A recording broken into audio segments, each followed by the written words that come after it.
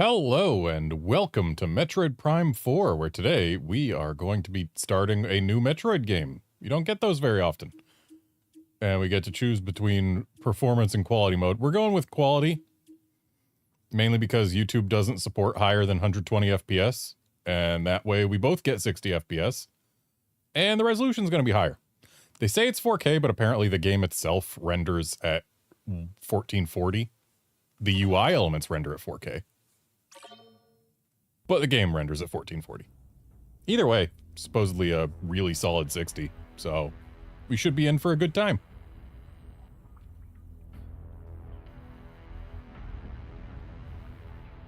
Look at all them pixels.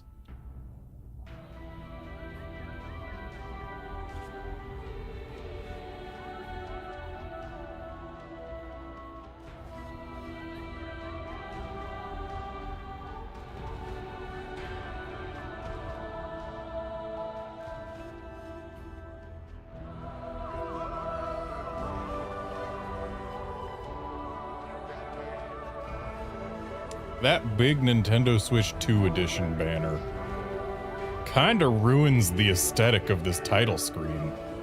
I feel like if it wasn't here, the logo would be more centered with the thing circling around it. And also we wouldn't have a big purple banner. Thankfully, the title screen is not what the game is all about. Now, if I were to adjust the brightness to the point where it says I'm supposed to, I would be putting it here. But that's on my display. And since I do not know what manner of display you folks have, I'm gonna leave it on exactly the middle. And you know what? We're gonna turn down the non-speech volume just a little bit. Mainly because that way, if people talk, it will be easier to hear them.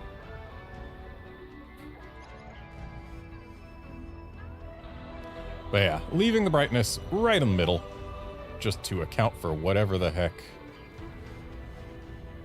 people are doing. And I don't know why it's asking me what control type I want, considering I am using a Pro Controller and not Joy-Cons. Hey there, Outlander. Yes, it is happening. Oh, more settings. It's just those same settings. It has nothing to do with the controllers. But yeah, I guess we'll be using dual stick because I'm using a Pro Controller and I have two sticks.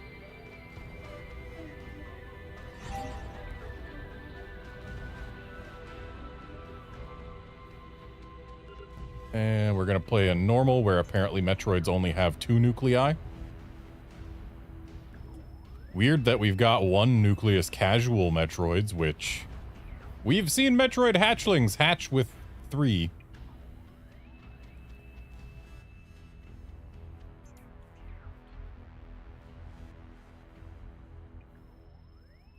Feels weird that it says that save stations restore both energy and ammo on both casual and normal. I'm guessing hard, it's not going to have that be the case.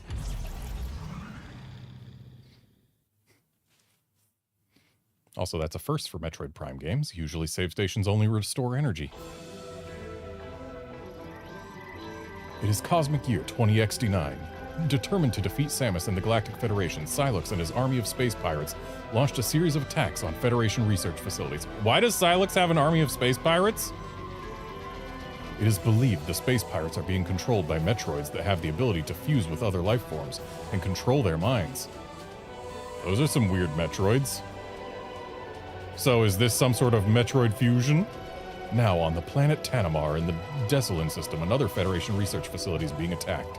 Galactic Federation HQ received their distress call and dispatched Samus, who was on a reconnaissance mission nearby.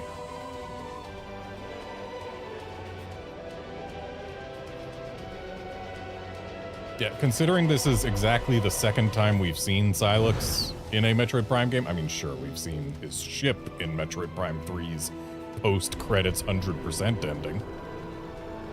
This is the second time we've seen Sylux in a Metroid Prime game, the first being in Metroid Prime Hunters. He never had command of space pirates before. And he was really a bit player in that game. So, like, they're just setting him up as a big major threat villain type thing here in the intro of this game without giving us any build-up feels weird. Also, dang, seeing a Metroid Prime game with this level of graphical fidelity is wild.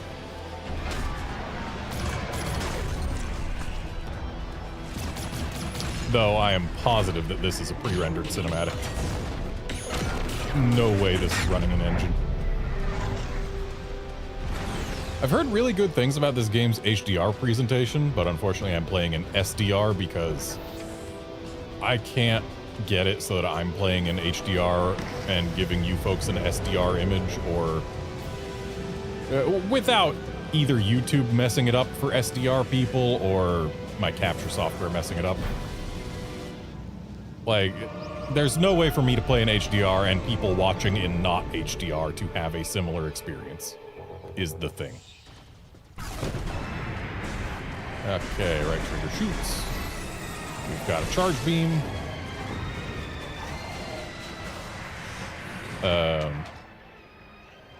Okay, I've found the map. I've found the morph ball button. X changes us to scan visor. Vehicle SM.14GHV1, 7th generation Federation fighter. Satellite link to track any targets in weapon range. Shot down by space pirates.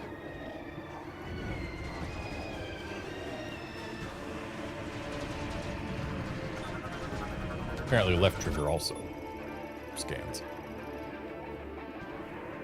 Or no, only left trigger scans. Right trigger returns to combat visor. Alien morphology, space pirate. Numerous injuries detected. The resulting internal organ failure and biofluid hemorrhage has reduced combat ability by 70%. Vitals severely deteriorated.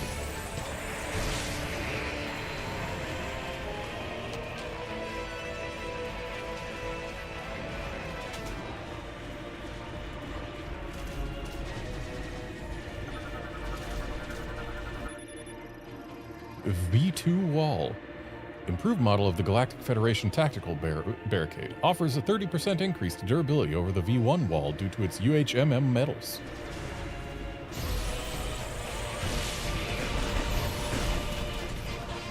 That guy's standing.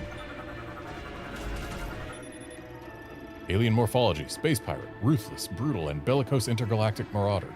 This is one example of why can't I pronounce diverse? This is one example of the diverse alien life forms that make up the space pirates.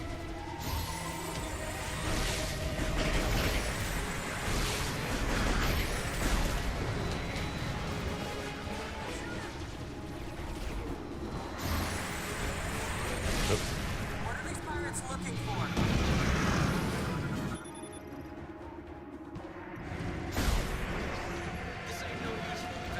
Can't help but notice nothing is getting into our logbook yet. Mechanism. ARC-6 twin turret. Federation automated anti-aircraft weapon. It has sustained critical damage and no longer functions. Samus, you saved us. I can't believe it. ARC-6 twin turret. Federation automated anti-aircraft weapons. Radar linked and able to fire up to 14 beam shots at a time. It's Samus. It's really her. Apparently I didn't save one of them. Galactic Federation trooper. Standard Galactic Federation military personnel. Equipped with a powered armor suit and an NS-4664 assault rifle with grenade launcher. Powered armor suit has been penetrated in numerous places. No life signs detected.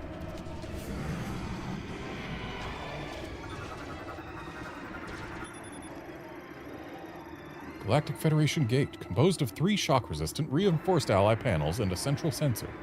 It will unlock if the sensor detects beam exposure or an explosive impact. Apparently the A button also shoots.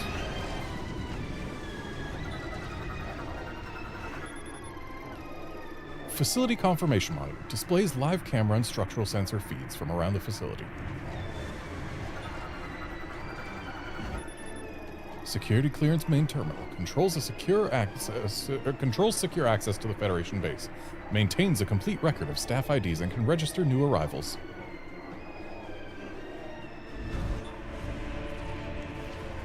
We're holding our position, but the artifact is at risk. We need immediate... Samus, you made it. Command needs you to secure a sensitive artifact. Uploading coordinates now.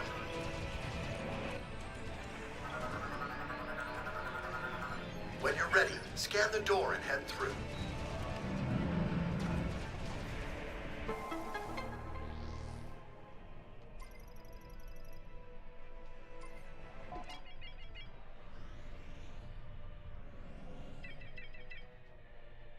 Okay, so you want me to go the one direction that exists.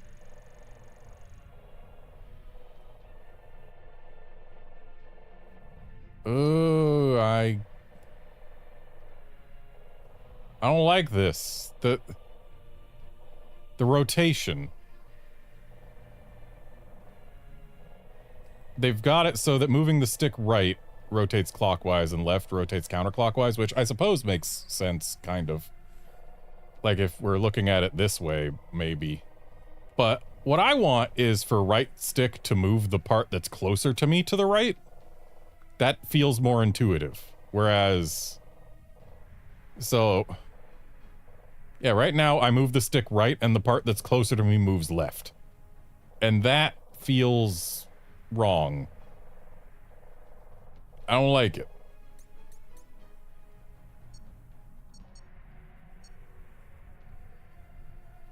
And yet I don't want to do stick invert because that'll also invert how we aim.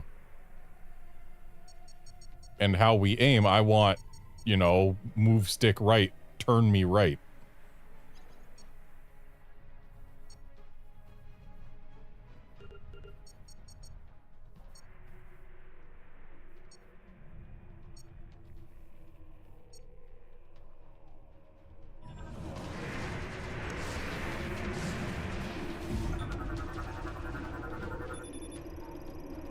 Security ID registration complete. Bounty Hunter, Samus Aran. Full access to Federation base facilities granted. We'll hold position here. Go get him, Samus.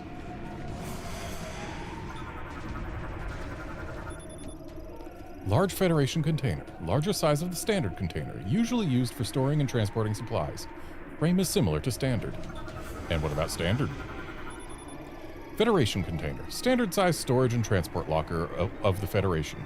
Has medium durability plus cargo protection functions should its casing break. Ah, I see. The cargo protection functions must have eliminated all cargo.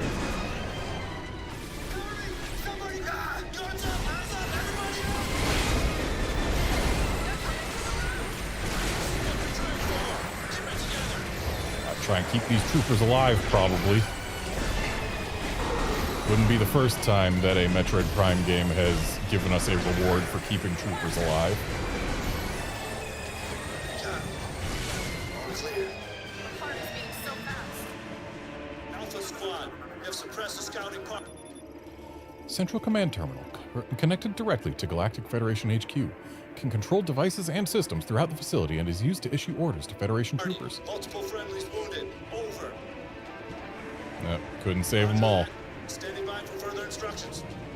Yes, multiple friendlies wounded. No life signs detected. Terminal's internal circuitry damaged, non-functional. UTO Research Center confirmation monitor shows live camera and sensor feeds from several tactically critical areas throughout the facility, used for assessing combat situations.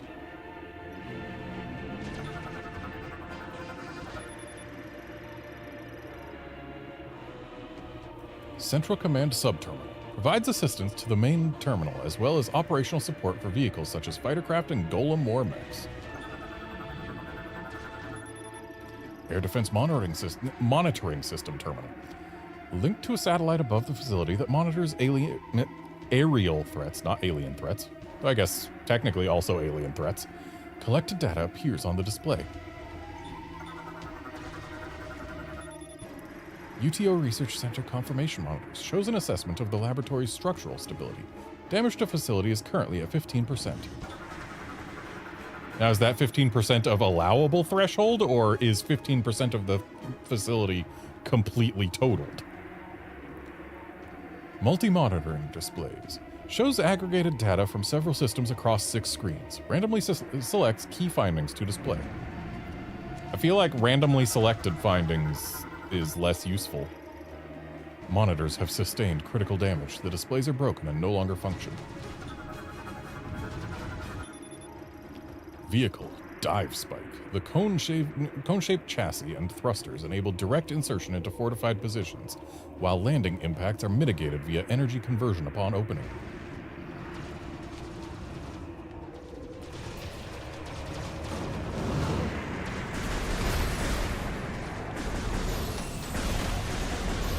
So I see we still have the whole you cannot charge without first firing 3 standard shots thing going on.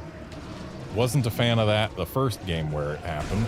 Still not a fan of it. Wow, that is some relatively low frame rate fire.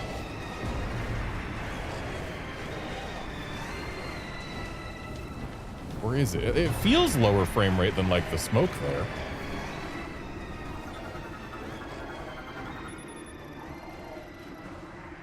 Fuel pipe has ruptured and ignited. The fire is contained, though an explosion risk remains.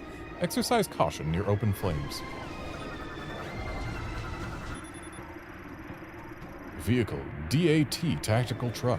Armored all-terrain 6-wheel vehicle, used to transport assets such as military personnel, ammunition, and parts for repair. We can talk to the soldiers, can we? Oh, we have space jump. I bet that won't last. Are we safe in here? There's holes punched through the roof. The answer is no. Those pirates were headed for the hangar. Don't let them get the artifact, Samus. How do you know where they were headed for? They dropped in here and didn't move anywhere.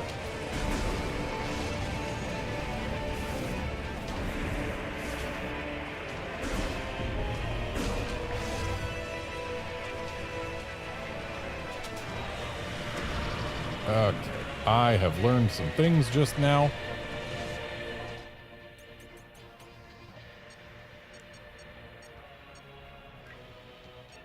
I need to increase why am I so bad at words today? I need to increase the stick sensitivity, especially on the vertical axis.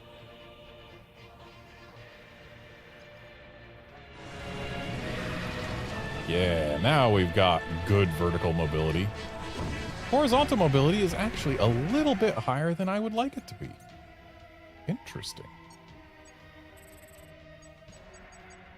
Maybe 50.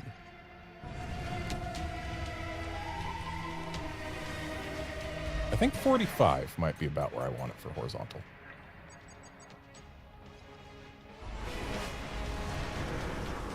Yeah, this feels good. Roughly the same speed, vertical and horizontal. Horizontal doesn't feel too fast.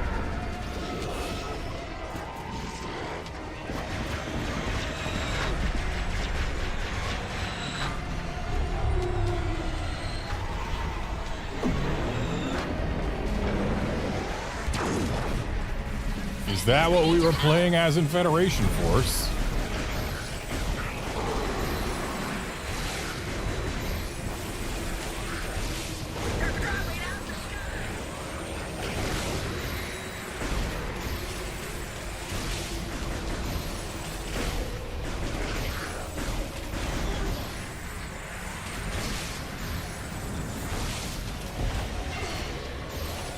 I've learned how to misses. Stop going for the troopers.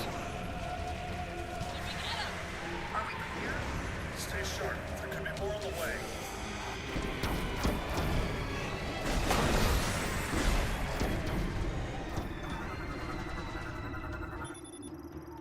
Galactic Federation heavyweight why am I so bad at words today? Heavyweight class Golem mech. MK-99 bipedal manned war mech. Right arm loadout includes a charged particle cannon with a max output equal to a frigate's main battery. And yeah, the fact that it's mech in quotes, this is 100% what we played as in Federation Force. We're sitting ducks. Hey, somebody get command of the Horde. We need orders.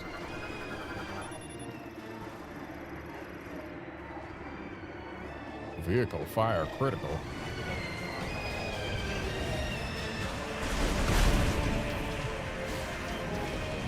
Keep our eyes on the sky. I suppose I should see it. Engaged with pirate aircraft. Over. Where are they after the artifact? What does it do anyway? From what I heard in trailers, it gives you psychic powers. You ever seen a pirate invasion this coordinated, Samus? This Yes. is Charlie Actual. Request immediate assistance. Incoming dropships on our position. Over. This is my first time in combat. I wasn't ready. I will be next time. Hope there is a next time.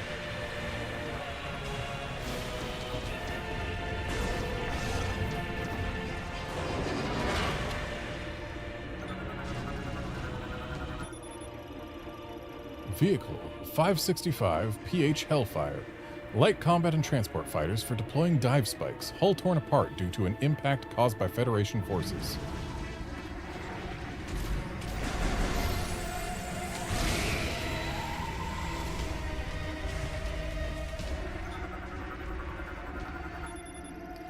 Duct cover grill cracked due to heavy impact. Any further damage will destroy it. They weren't lying.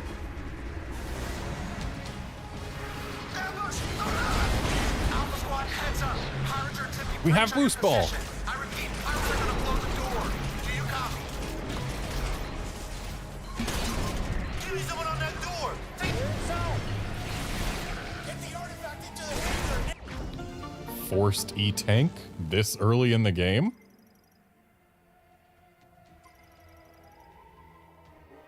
Now.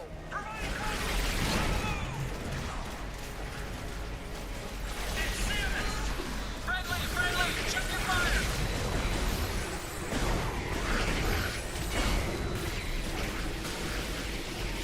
Just had to make sure these were still the same species. All clear? All clear! What do we do now? What's our orders? This is the contact point. Hold this line because there's nowhere else to go. Yes, Sergeant. These ones with the holograms better be logbook entries. They're not. Universal Object Analyzer identifies and classifies unknown materials. Uses both radiation measurement and microfocus X-ray scans.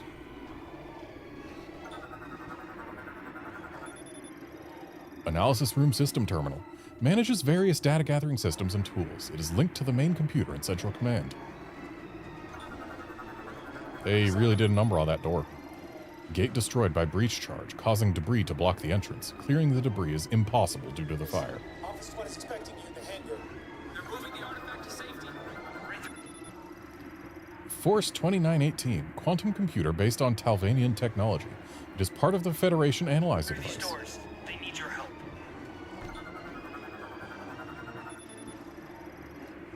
Force 2918 terminal. Operates the Force 2918 quantum computer. Confirms and manages its state. So, I'm expected through there. But this is non-functional? It's not a missile door? Okay. I would have expected this to be like a save room before our first kind of boss.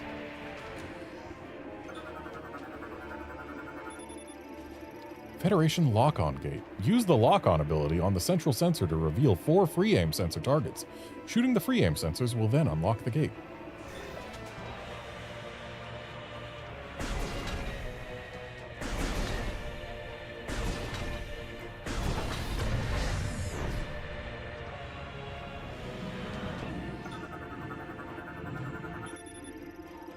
Galactic Federation large gate for cargo or large machinery. Like other gates, it will open when the sensor is struck by beam exposure and other impacts.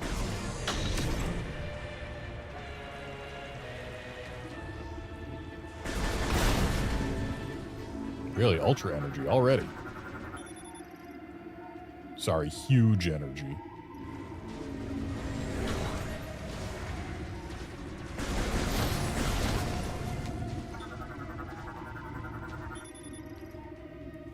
"20 missiles from missile ammo large." This looks like a lock-on gate, but I can't lock onto it.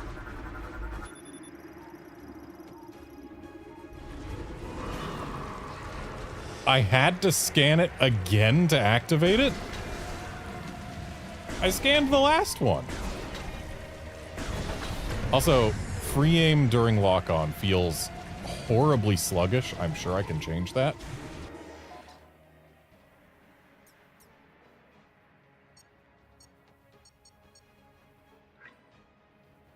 I bet it's cursor.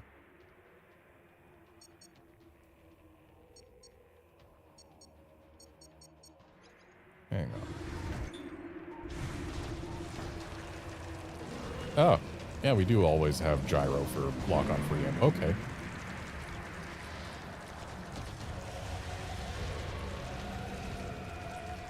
Vertical still feels way slower than horizontal. I don't like that. I want them to feel the same. I want horizontal motion control to be a little bit more sensitive than it is now. Like maybe 20 and 30 might do.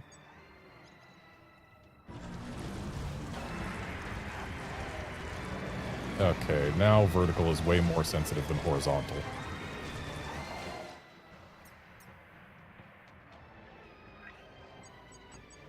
And 25. That feels good.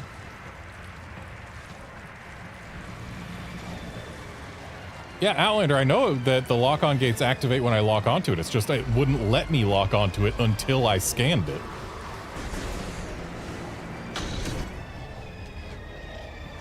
Get that artifact on the bird, now! Careful! I need to secure this thing. We're out of time. Let's go!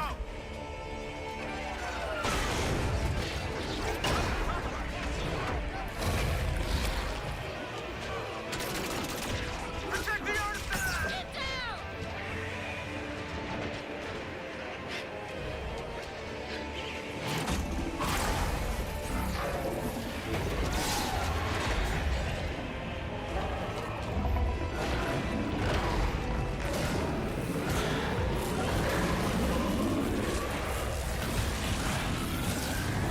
Behold, a Metroid fusion.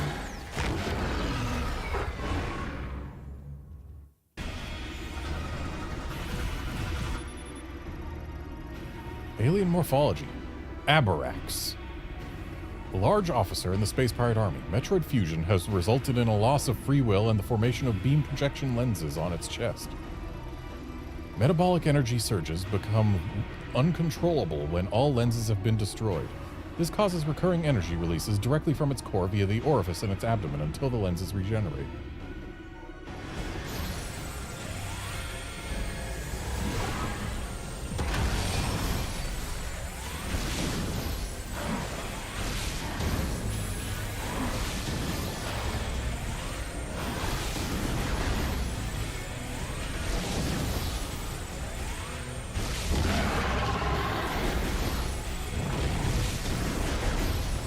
I am trying my darndest to hit them lenses.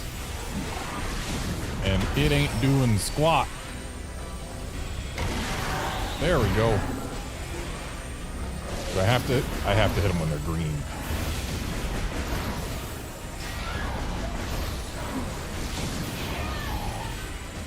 Why are your bouncy balls homing?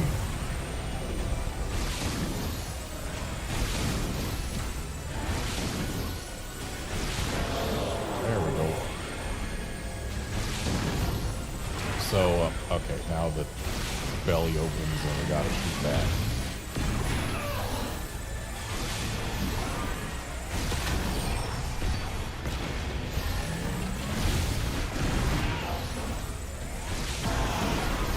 And I have learned a thing.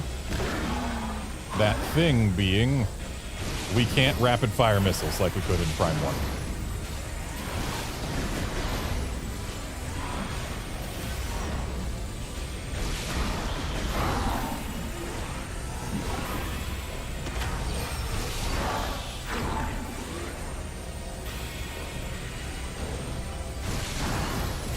Yeah, definitely cannot hit the lenses while they're ready.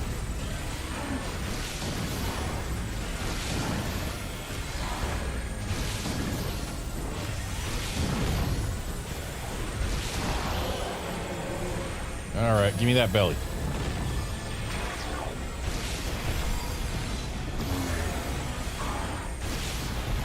Actually requiring us to space jump.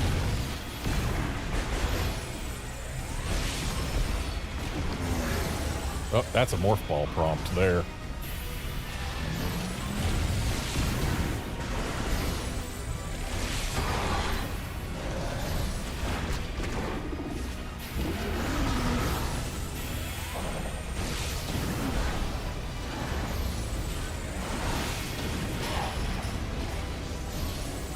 Oh, look at you having shields. Okay, you want to block the last one I tried to shoot. I see.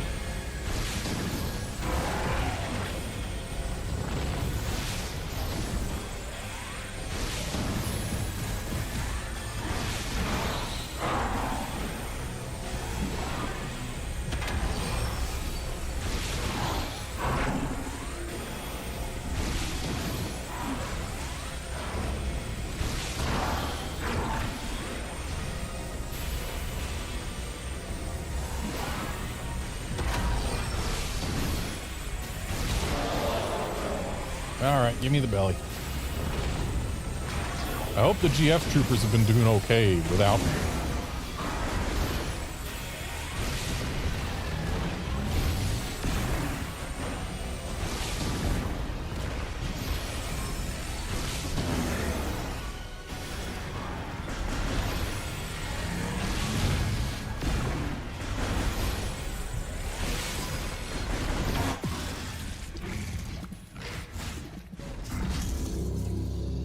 Oh, hey, still got 4 standing.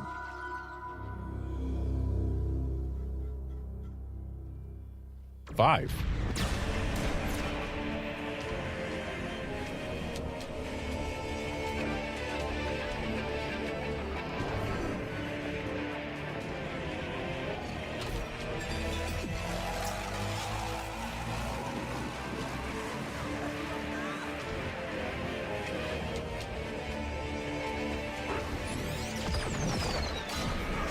GF troopers sure do seem bad about taking cover.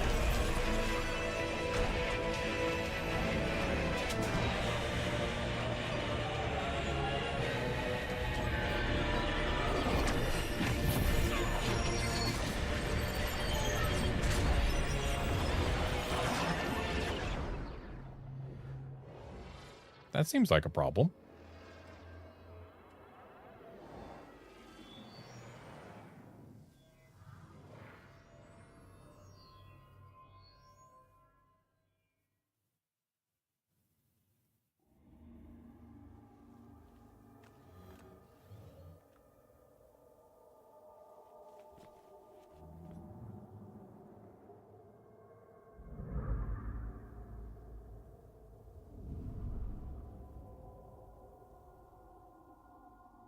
Chrono Tower, you say? Feels weird that we're learning the name of it before we've entered it or even figured out where we are, really. Uh-oh, various suit malfunction, multiple systems offline. Missile launcher offline. Space jump offline. Morph ball bomb offline. But morph ball itself is fine. Boost ball offline. Would you look at that? We get to keep our charge beam. I think that might be a first for Samus losing her abilities at the beginning of a game, getting to keep charge beam.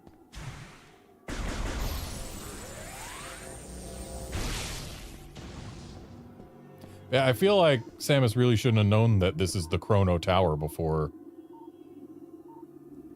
finding something in it that describes it as such. Local database contains no matches for this device's materials and technology. Energy signals detected coming from the central section. Analysis implies this is a mechanoid variant. Local database contains no matches for its materials or technology.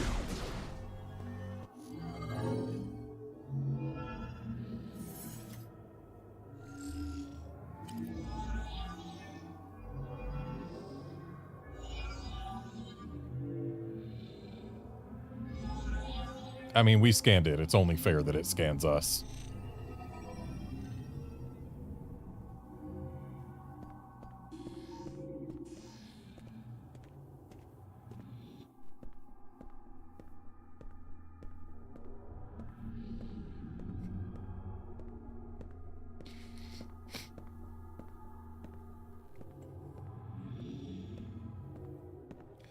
I'm not gonna lie, I kind of wish the scan visor would go back to the Metroid Prime 1 style.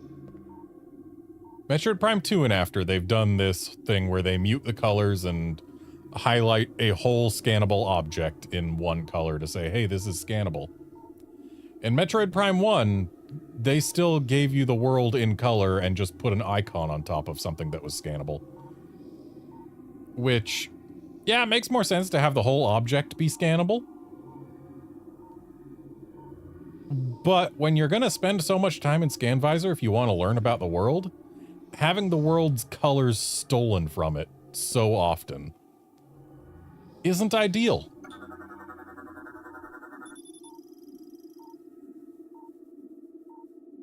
The technology used to construct this device cannot be identified. Local database contains no matches.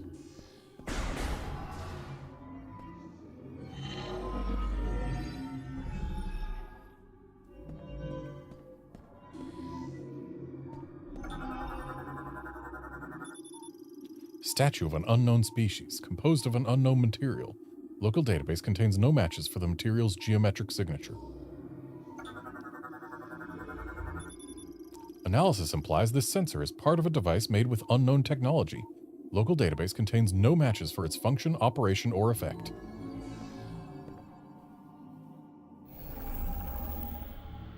I believe we have found its effect.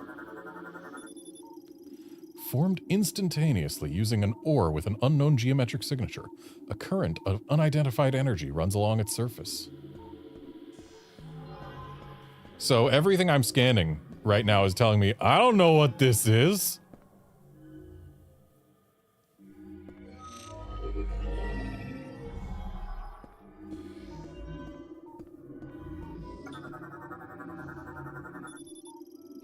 Analysis implies this is a slot for storing a mechanoid. The local database contains no matches.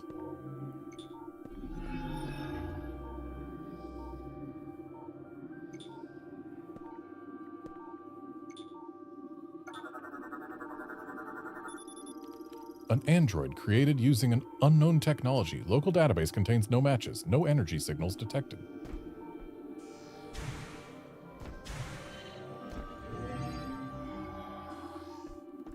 Scan these guys, but they're out of scanning range and I can't get to where I can scan them from. But I bet now I can.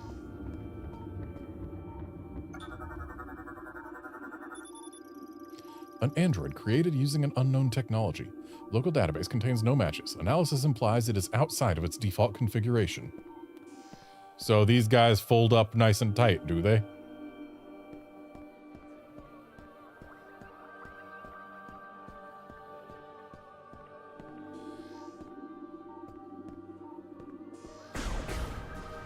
So I can't go that way, and I can't go that way.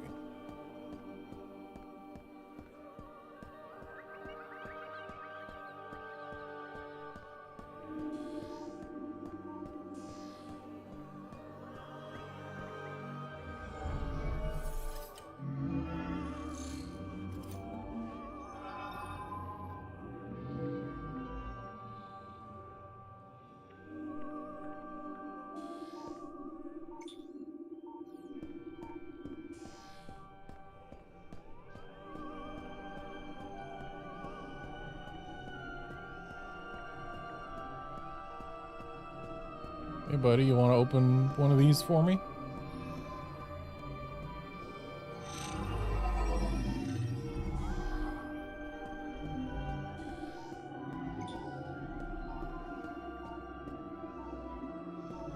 I've been able to scan things of that size from this distance before.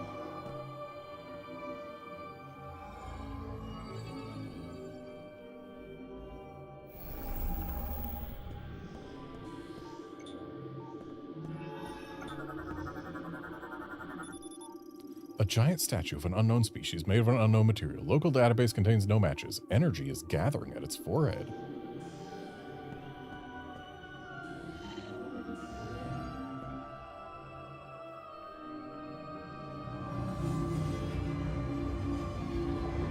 How very purple of you. Well, this is unusual.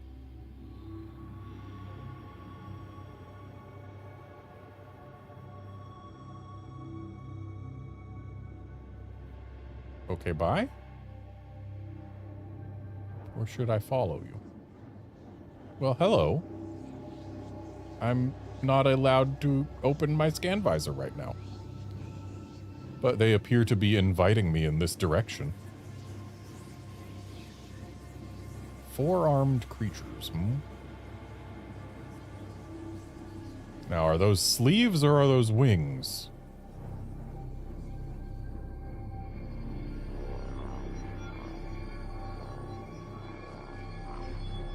Okay, they seem to be saying, touch the thing.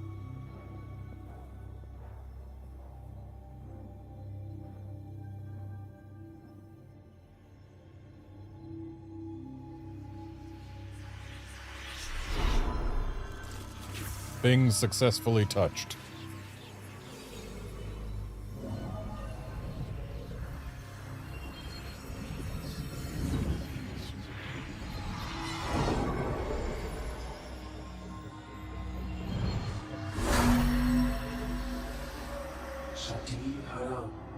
Chosen one, our savior, we give you this.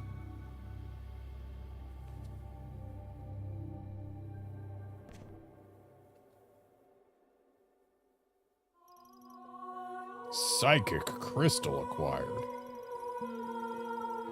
Releases the latent psychic powers residing within you and enables interacting with psychic technology using your visor.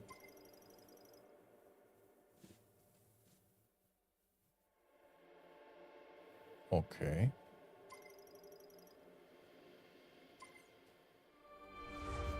Okay, so now we only have psychic beams.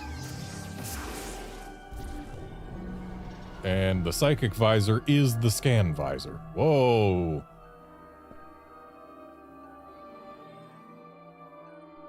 Hey, we get colors in the scan visor mode now. I like that.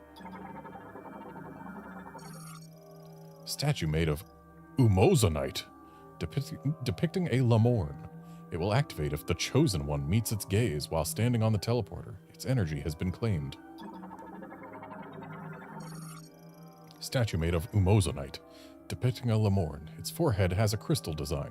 Subject identified as a priest able to manipulate psychic energy.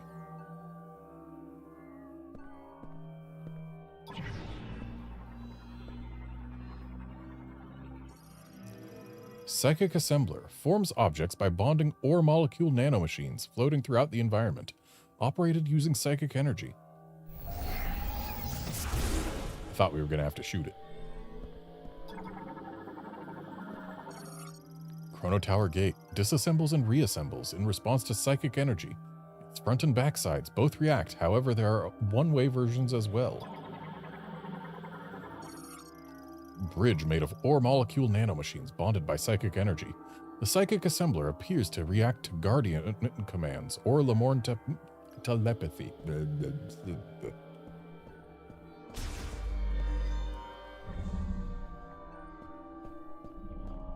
I don't feel like we need Samus's hand pointing at things that we can scan. Yeah, having her hand here in the scan visor mode, I know it's the psychic visor now, but when we're pointing at anything other than things that need to be activated with psychic energy, it just feels weird and unnecessary. Mechanoid, Cybot, androids built by the Lamorne to aid in everyday life. Operated via telepathy, modified to face the Griever threat after the Great Tragedy. Standard loadout includes a beam cannon and hover thrusters.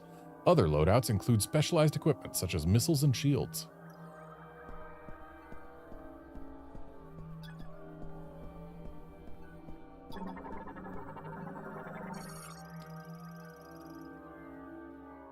Currently set to inactive mode. No signals detected. No energy signals detected, rather. And hang on just a moment. Let's see. So jumping is B. Y is morph ball. X is change visor. What buttons am I liable to use while holding the right stick? So jumping is something I want to be able to do on the move while also changing my aim. I'm just trying to figure out what I want to assign the back buttons on my Pro Controller to. So definitely want one for jumping. Do I want one for entering the visor? Maybe.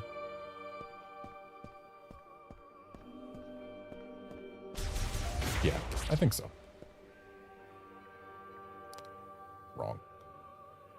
There we go.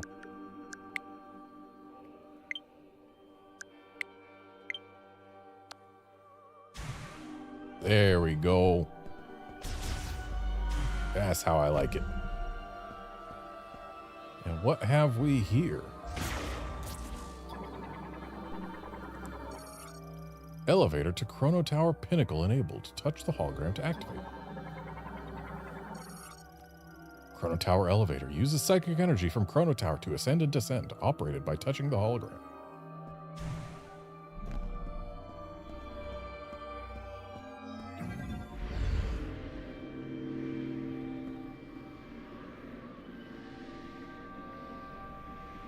Outlander, there is at least one way to tell the difference between normal and logbook scans. When we scanned the boss earlier, it said there was a thing to open the logbook, a prompt. So I'm guessing that there's at least that for some of them.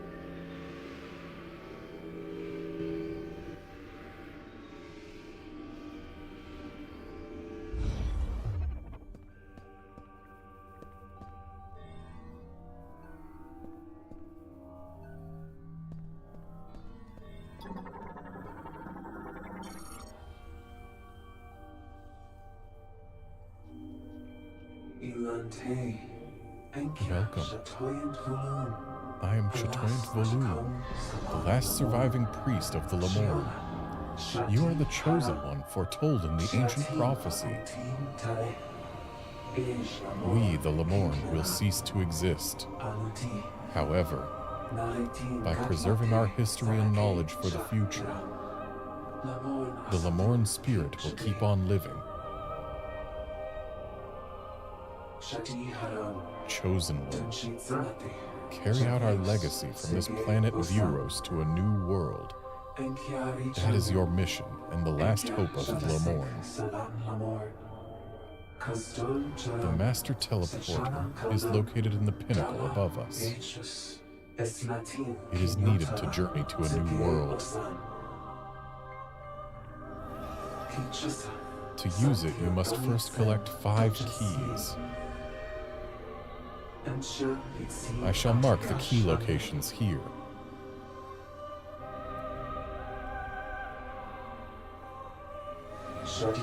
Chosen one, first travel to our temple. Touch this ball of light. Excuse me.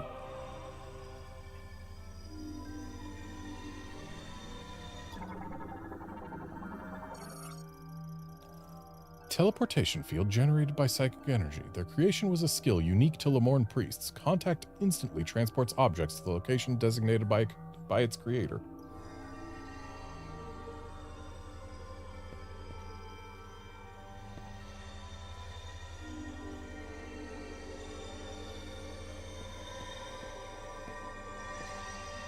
So we can't touch it by moving into it. We have to touch it by pressing the interact button. I see.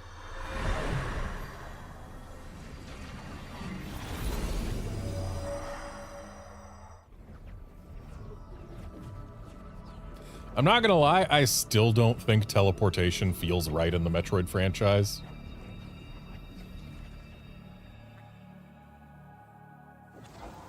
It was fine in Echoes since we were crossing dimensions and whatnot.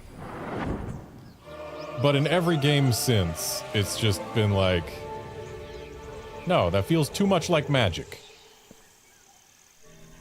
course, now we've got psychic powers, which also feel kind of like magic. Ancient Lemorn stone gate, composed mostly of umozanite, its curve and cross-sectional consistency suggest precise machining. It leads to Soul Valley.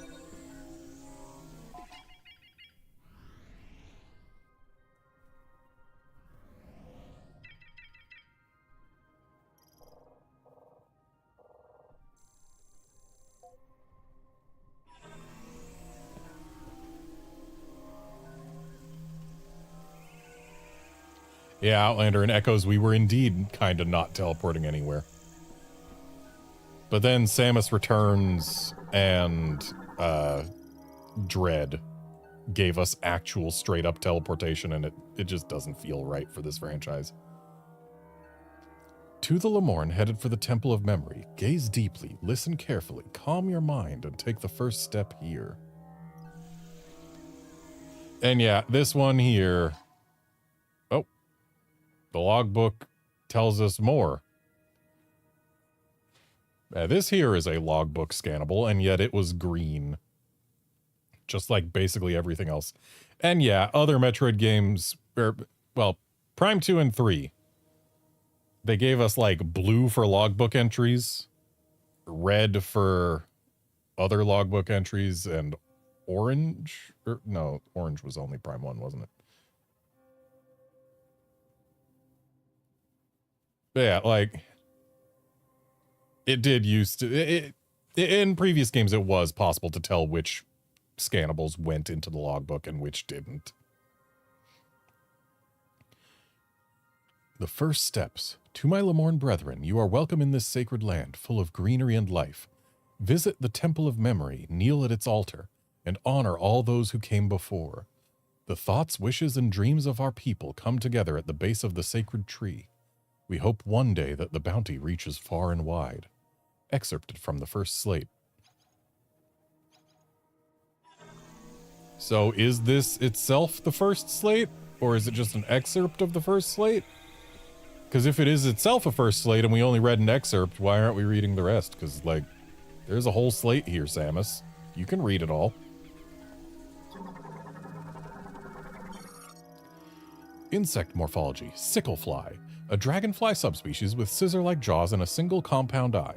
Travels in swarms and feeds on compost, mold, and fungi.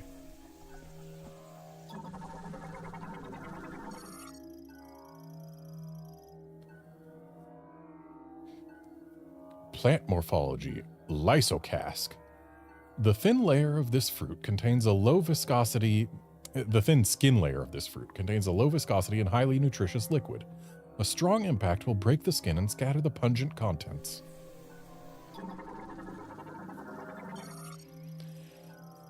Insect morphology. Empress Eliu. Butterfly variant adapted to tropical climates. Travels in swarms and will flee from danger if disturbed while at rest.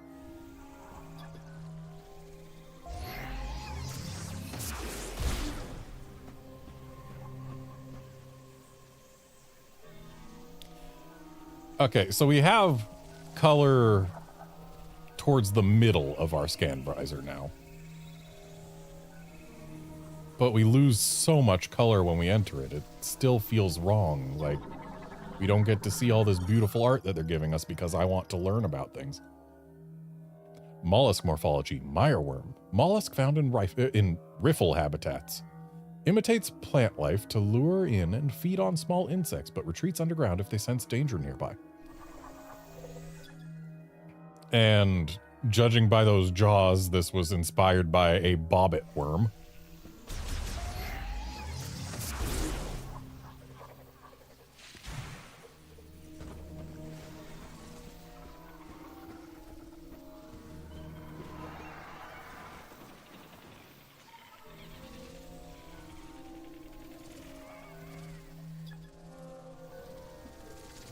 They're scannable birds, but I missed them.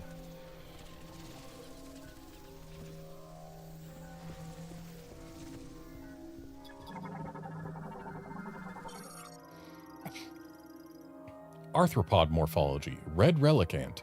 Primarily eats leaves from broadleaf trees, using its rear pincers to carry them. Forms a line with nestmates when traveling. Interesting that earlier we were getting insect morphology, but here it's arthropod morphology. Insects are arthropods, game.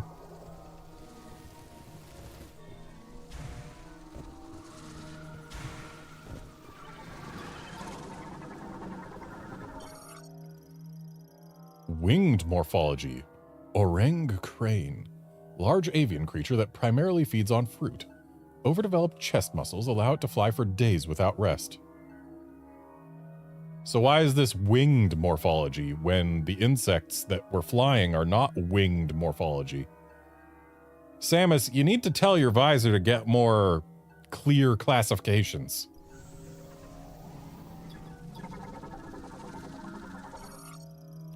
Ancient statue carved from a single stone.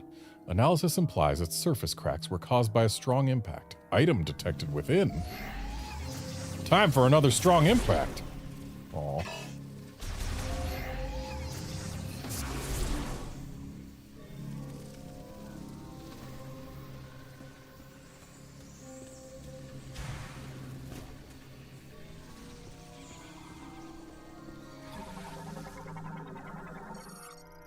Fungi morphology, fiber deformity. Small fungi variant that typically forms on the bark of a tree. Possesses a bioluminescent glow due to an internal oxygen reaction.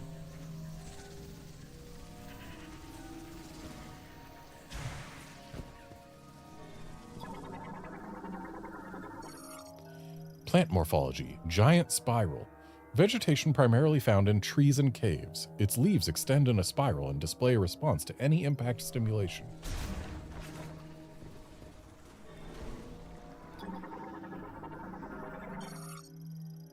Insect morphology, glister beetle. A beetle possessing bioluminescence. As a species, they tend to group together, emitting considerable light and making themselves easy to spot by predators. Oh wow, the logbook definition or entries for creatures go into a lot more depth.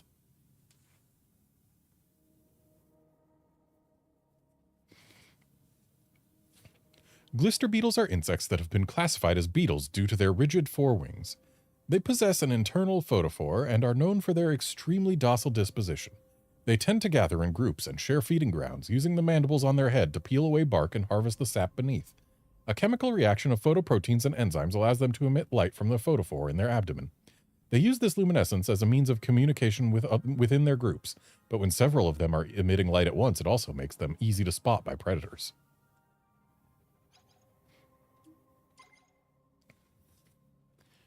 I don't think I'm gonna go into all of this detail for every species that we find.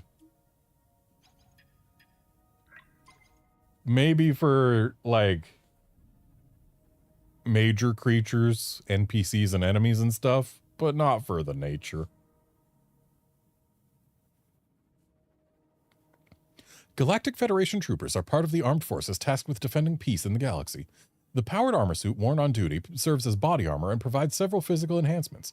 The latest iteration of the suit includes a small thruster on its back to aid in making steep descents and crossing large gaps. The helmet includes microphones and speakers for short-range two-way communication, enabling local conversations that use the wearer's voice even while the visor is closed.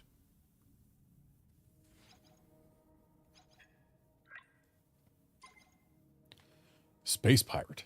The Space Pirates, an army of marauding warriors who aspire to control the galaxy, are made up of a number of different aliens, and the various species fulfill roles in alignment with their respective strengths. For example, the numerous rapidly reproducing insect-like members serve as rank-and-file soldiers and are usually used to defend space pirate bases. They have powerful legs and can march extreme distances. They are typically armed with quantum assault cannons on their forearms for ranged combat and concealed photon energy blades for use in close quarters.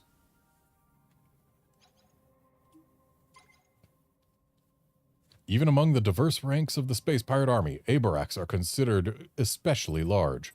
They are capable in combat and are often employed in a command role. They share several traits with beetles, such as having a body covered in a tough exoskeleton. That exoskeleton, when combined with their heavy armor and retractable shield, allows them to negate damage from all types of beam weapons and explosives. This impressive durability does leave them with low mobility, so they employ a deployable circular barrier around themselves and limit the range adversaries can engage them from. Metroid fusion has resulted in both mind-controlling effect and physical changes to their body, producing up to 4 lenses in their chest that are capable of firing beams. These lenses are vulnerable to standard weaponry, and if all exposed lenses are destroyed, the Abrax will be unable to regulate the metabolic energy the Metroid fusion produces. This will cause it to release large amounts of energy from its core via an opening in its abdomen. I don't like that they're calling it Metroid Fusion, because we had a game called Metroid Fusion that was nothing to do with this phenomenon. And it feels like it's trying to be a reference while not actually referencing the thing, and that bothers me. Metroid integration, let's call it that.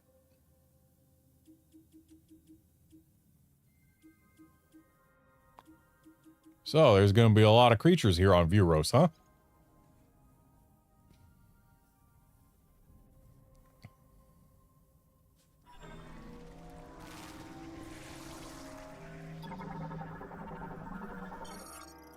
Crustacean morphology, shimmer strap.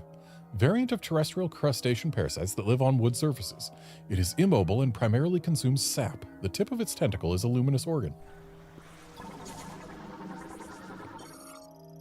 Float morphology, homing spore. Sporangium of a gas spore. Floats in the air and senses the heat of nearby organisms. If threatened, it will extend thorns, approach, and then explode. And since this is clearly an enemy, the sporangium that gas spore, a type of mushroom, eject at irregular intervals, are called homing spores. They contain spores as well as lighter-than-air gas mixture within their pouch-like structure. This gas allows homing spores to float in the air, waiting for creatures to approach. If they sense that a creature is nearby, they will grow thorny tactile receptors across their outer surface and begin pursuing their target. If they make contact with their target, the internal gases instantaneously compress, while the outer layer heats up, causing the gas to explode.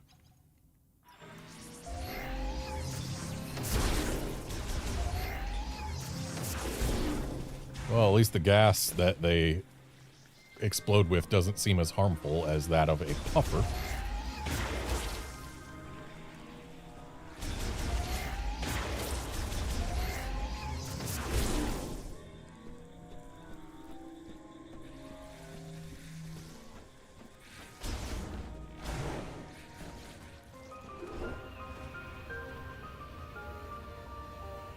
I've heard this music a few times in trailers, but it is real nice. So here we are in the Fury Green.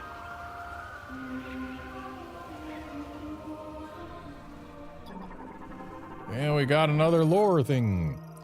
O Lamorn, gaze upward and behold the sacred tree, blessed by the Temple of Memory, a shrine that preserves and protects our memories and wisdom. From the first day we Lamorn set foot in this jungle, the sacred tree has been here. It bathes in the light breaking through the treetops, reaching high into the air, appearing to almost strain against the sky, yearning to carry the thoughts and feelings it holds ever higher.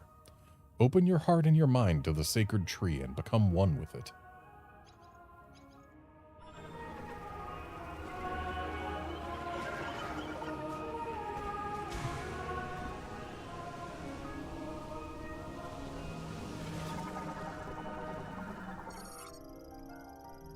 Plant morphology, epoxid.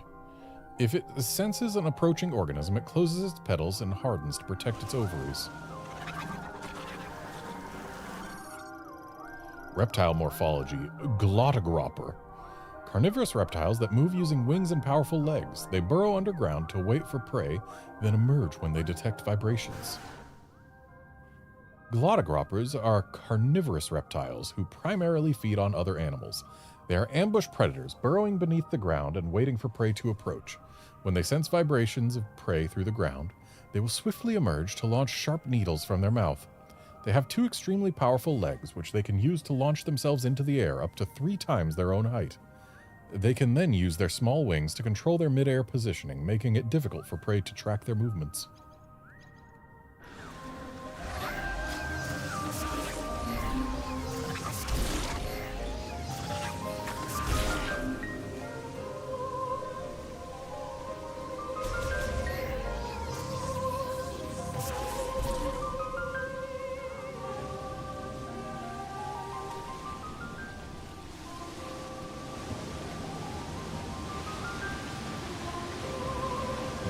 water effect on the visor when we stand in a waterfall.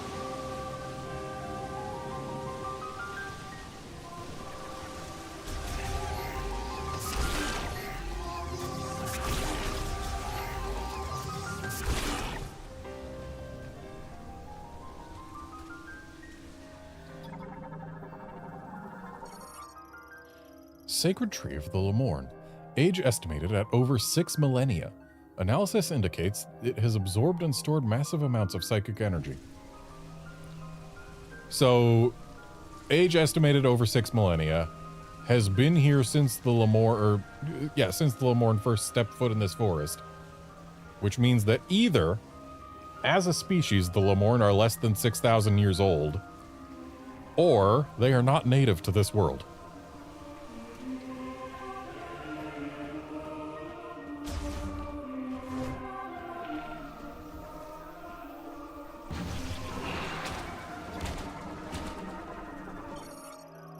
Plant morphology. Root spur. A mobile tuberous root plant variant with an autonomic nervous system. They usually live in mud underwater and will surface if a creature draws near. Why am I so bad at reading today? If their territory is invaded, they will attack with their vines until the intruder is defeated or driven away. Despite its hard outer skin, even a single shot from a high-powered weapon can defeat it. Root spur are tuberous root plants. They typically live below the water surface in rivers and marshes or beneath the ground in bogs and will defend their territory from intruders. They have a thick, swollen stalk and also possess an autonomic nervous system. If they detect an invader, they will emerge from hiding and attack by swinging the vine on top of their body around themselves until the threat withdraws. The fleshy stalk is covered in hard bark, making it exceedingly durable. However, explosives and high-powered weapons can still dispatch it quickly. Didn't we see things like this as containers in Torvus Bog and Prime 2? Like, they weren't hostile like this one is, but they existed. Plants of a very similar shape to this.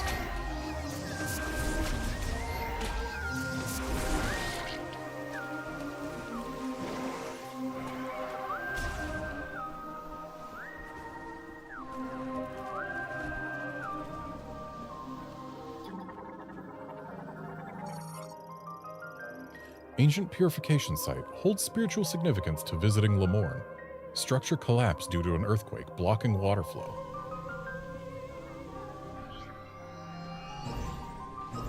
Oh. We appear to have invented platforms.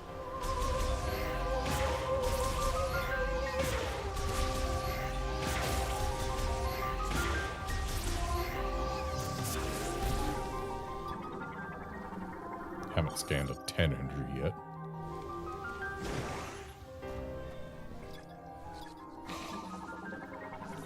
Ah, so that's a gas spore. Fungi variant. Its periostracum is extremely hard and cannot be destroyed with a standard beam, but it will open up to release homing spores. Gas spore are a type of mushroom that mainly inhabits hot and humid jungles, growing on surfaces like tree trunks or rock cliffs. Their periostracum remain closed until a sporangium is generated, at which point their periostracum opens up and ejects the sporangium into the air. The periostracum is extremely hard and cannot be destroyed with beam weaponry, but the soft tissues beneath the periostracum, which are exposed when a sporangium is ejected, are vulnerable to damage from beams or other weapons. Gas spore can be destroyed even while their periostracum is closed using high-powered weapons. So, missiles.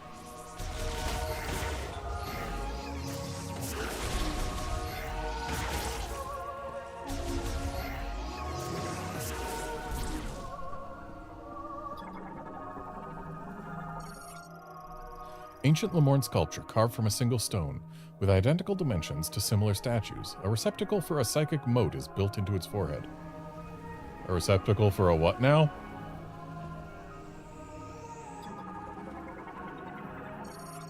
Mote socket. Receptacle that takes a psychic mote, a spherical coalescence of psychic energy that acts as a key. Large Lemorn psychic lock. Psychic ability seal variant. Unlocked by placing psychic energy mote spheres into the receptacle.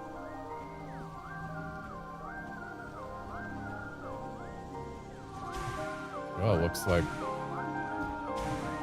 I can't get missiles. I was going to say looks like we're about to get missiles, but no. We have invented platforms you can't stand on. How very useful. I'm guessing the red suit we've seen is going to let us stand on those. The red suit that I've had an amiibo of for over a month now. Because they released 2 of the 3 amiibo for this game before they released this game. Mechanoid Scoutbot emits ultrasonic waves from overhead to detect and map the positions of valuables in the area. An electric shock will activate it. I don't believe I have an electric shock.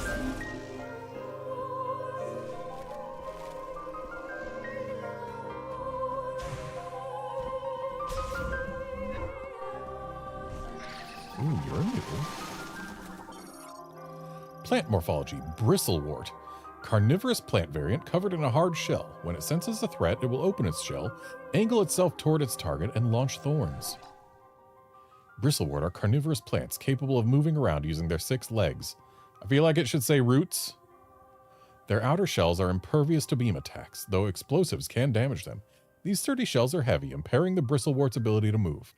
As a result, they tend to attack from a distance, only opening the shell when prey is detected. Once the shell is open, Bristlewort quickly rotate, launching sharp thorns in all directions before closing to generate new thorns. Thanks to the mineral composition of the thorns, Bristlewort can regenerate them indefinitely using photosynthesis. Staying at a distance also helps them protect their internal organs, which are exposed and vulnerable even to beam attacks while the shell is open.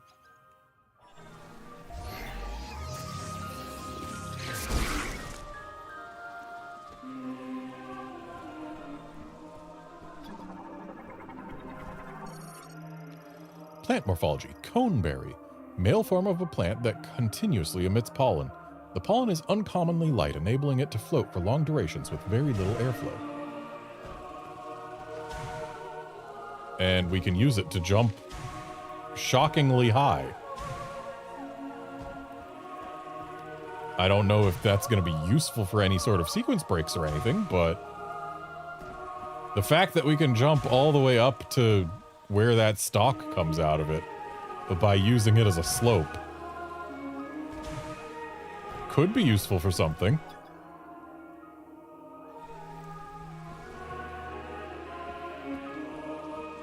I mean, I doubt that specific one is useful for that, but maybe there'll be one later that is.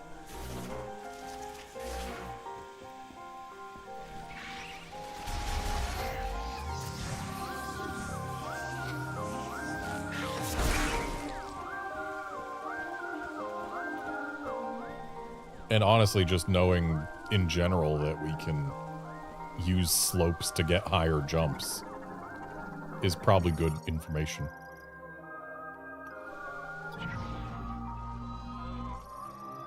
Psychic sensor, a receiver and conductor for psychic energy linked to the gate.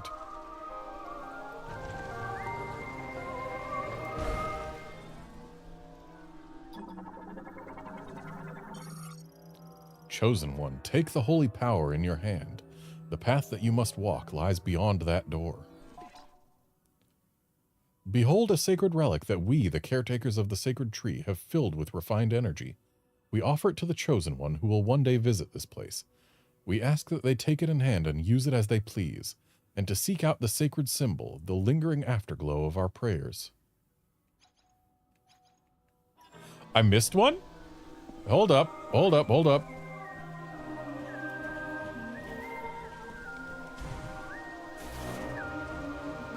Sure, I could go back after grabbing this, and probably should, honestly. I don't like that I appear to have missed a thing. Also, I just tried to see if I could jump while in morph ball mode, and I could not.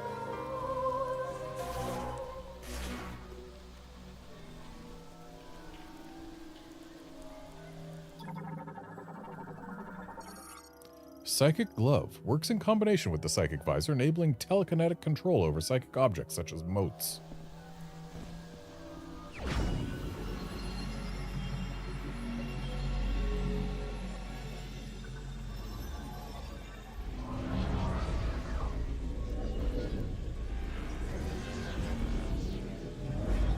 Outlander, I appear to have missed the third one.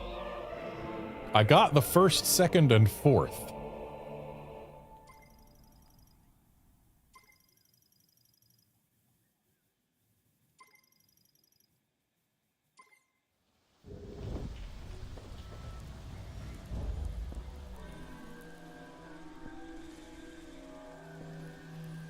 Gimme. You can have that.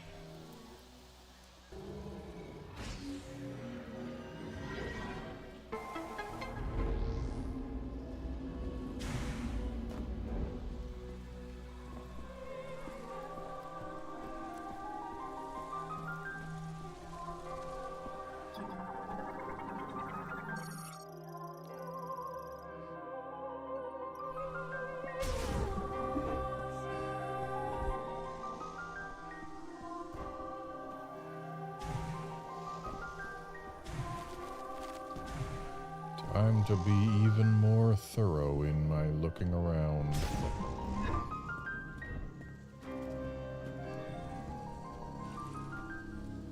I ain't going through those yet. Psychic platform. Formed by compressing psychic energy. Standing on them requires psychic boots. I ain't got those.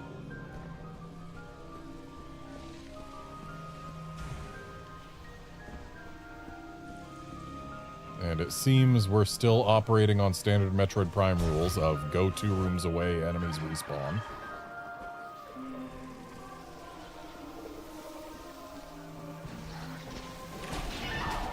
Ow. Apparently they slap hard.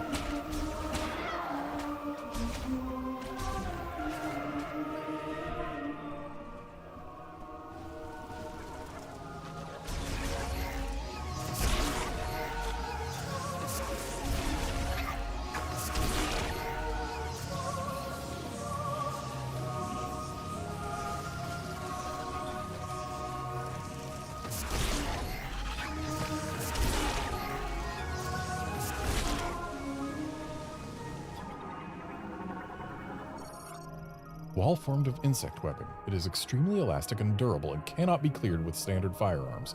Highly flammable and removable using high heat weaponry. So we're going to get a plasma beam equivalent.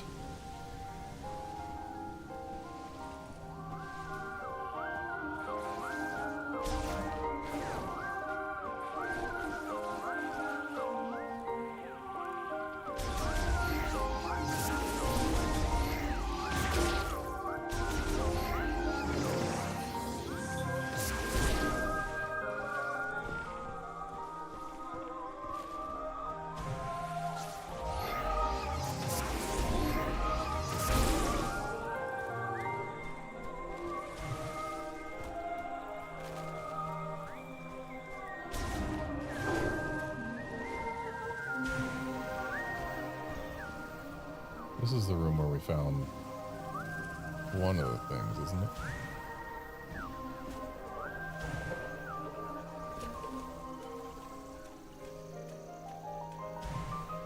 Yeah, that was the first tablet, wasn't it?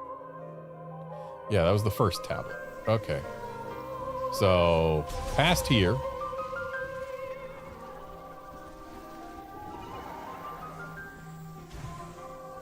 Apparently I missed the second tablet on the way back, which if I had found it, probably could have shortened my trip.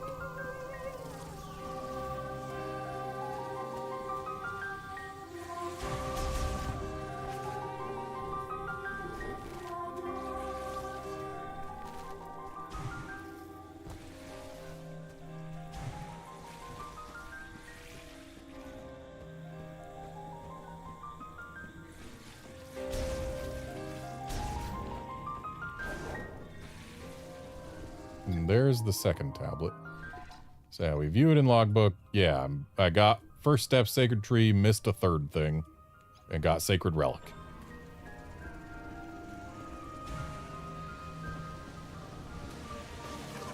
And yep, this appears to be hard confirmation. You go 2 rooms away, and the enemies in a room get reloaded.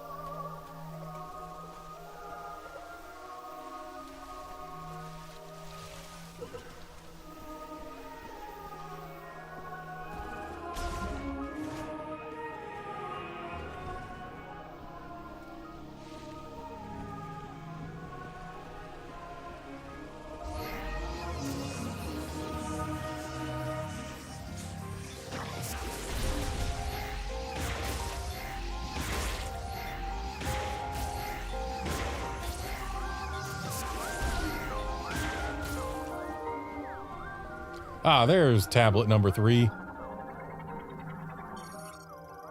Immerse your form in the sacred waters. The temple of memory shall then bless the purified Lemorn.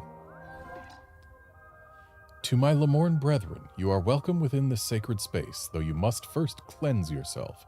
Collect the holy water from this spring, rain it down upon your head with both hands, and become purified. May the sacred tree be always with you. Excerpted from the third slate. Slate, not straight. Except there are no waters here because they got messed up. Oops.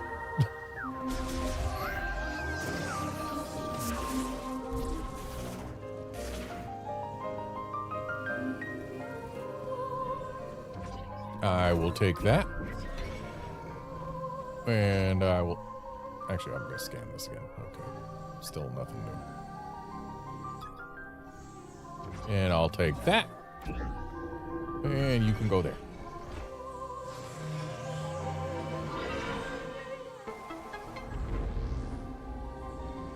Well, you look special.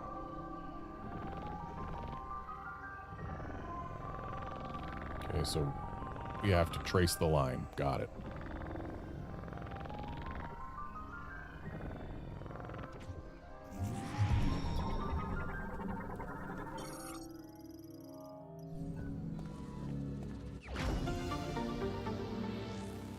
I was kind of trying to scan the thing and not activate any puzzles on it, but considering the scan visor and the do puzzles visor are one and the same, I'm guessing it's not officially scannable. Insect morphology, Shren. Flying insects that build nests on vertical surfaces such as rock walls. Lives in swarms and will shoot acidic spray at organisms that approach the nest. Shren build their hives high off the ground, usually on rocky cliffs or against tree trunks. Both adult and larval Shren typically share a hive. If something approaches one of their hives, the adults will quickly emerge and protect the nest by spraying their acidic venom at the intruder. While they are highly aggressive when defending their hive, this behavior is defensive, and they will not pursue an intruder once it has withdrawn. In fact, Shren are social creatures with other Shren, often forming several hives in proximity to each other and working together to protect each other.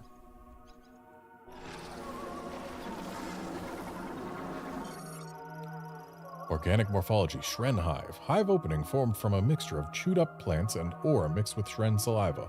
It is extremely vulnerable to explosive force. Which I ain't got yet.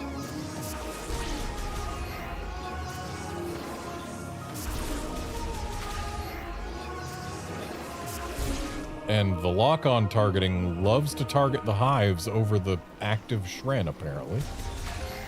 Which isn't exactly ideal for trying to safely get through an area. I mean, it's probably better when you can actually destroy the hives. But until you can destroy the hives, it is actually a combat detriment. Galactic Federation distress beacon detected. I'm sure we'll get there eventually. I don't need to open the map. I bet it's down the only path we can go. Okay, I said I don't need to open the map, but I kind of want to open the map just to see what shape this room is and which directions things go.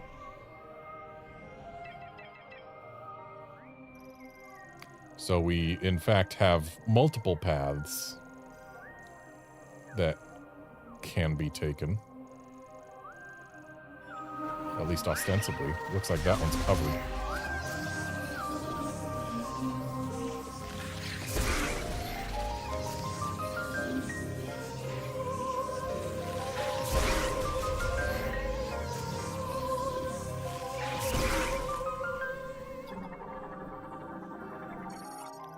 Vuros amber, tree resin fossilized by chemical reaction. Though roughly as firm as rock minerals, it can be destroyed with explosive force. I ain't got that.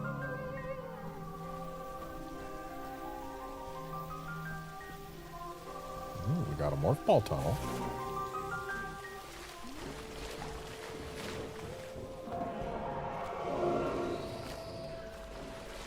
By the sound of things, we're going under something nasty.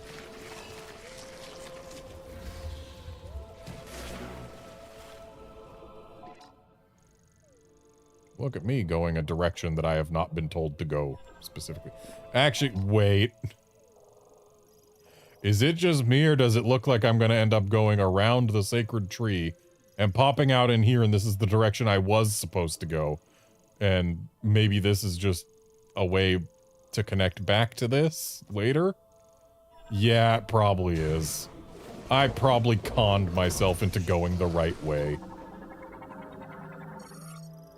Crustacean morphology, isopod, glides atop a slick mucus which they produce. Their diet is primarily glow mold, causing their abdomen and mucus to glow.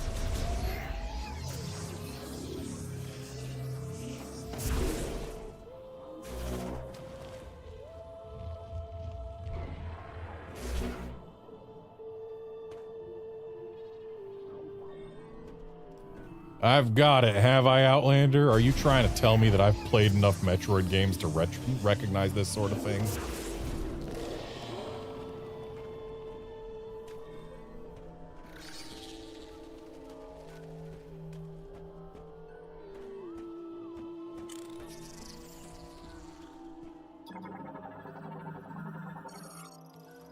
Fungi morphology, glow mold, bioluminescent fungi variant containing large quantities of luciferin and luciferase in its cap. This causes the glow of both the fungi and its spores.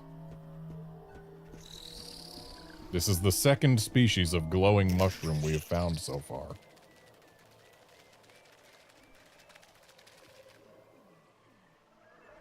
This isopod gonna get snatched. Yep.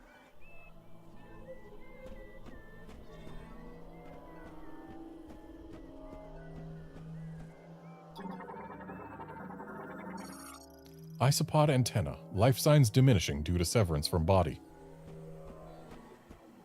That would generally diminish the life signs of something, yes.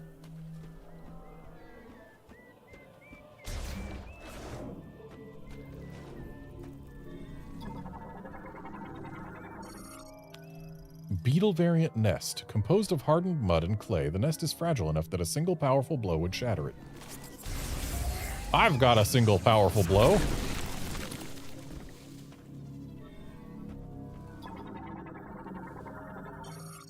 Shot expansion. Increases maximum shot ammo by 10. Also restores 10 shot ammo. Okay, so we're gonna get some type of special shots that require special ammo. Judging by the fact that we need to get through the burnable webbing to get this, flame shot is going to be a thing that we will be able to get.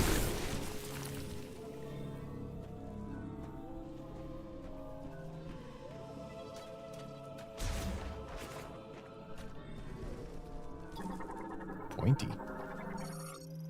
Fern root variant. Lateral root and root hair tips with extremely sharp edges. They can be cleared using standard firearms.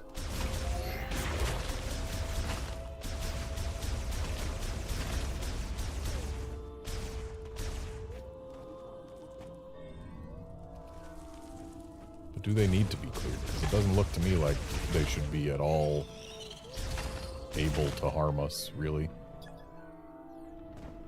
Did I kill you? Oh no, you got impaled. Dropped on a spike from that hole, I suppose. Poor little guy. Isopod corpse. All life signs have ceased.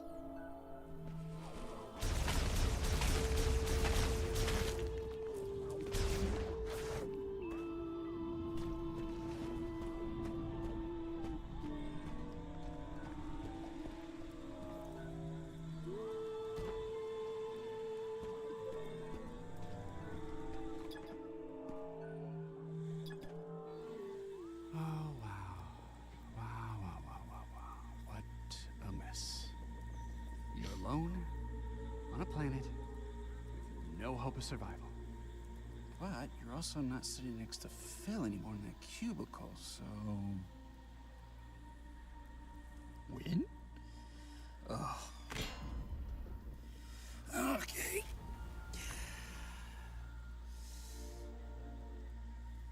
What? What now? Samus? Samus Aran? Hey! Hey, Samus Aran! I'm stuck! Help me out! Oh! Please get me down. I'll just stay right here. Try not to die. You're wearing a GF Trooper suit. Shouldn't that allow you to jump down from there completely safely? Yeah, Outlander, I had heard about this guy. When it was first revealed that he exists, there was a lot of concern that he'd be here for like the entire game and it would be terrible.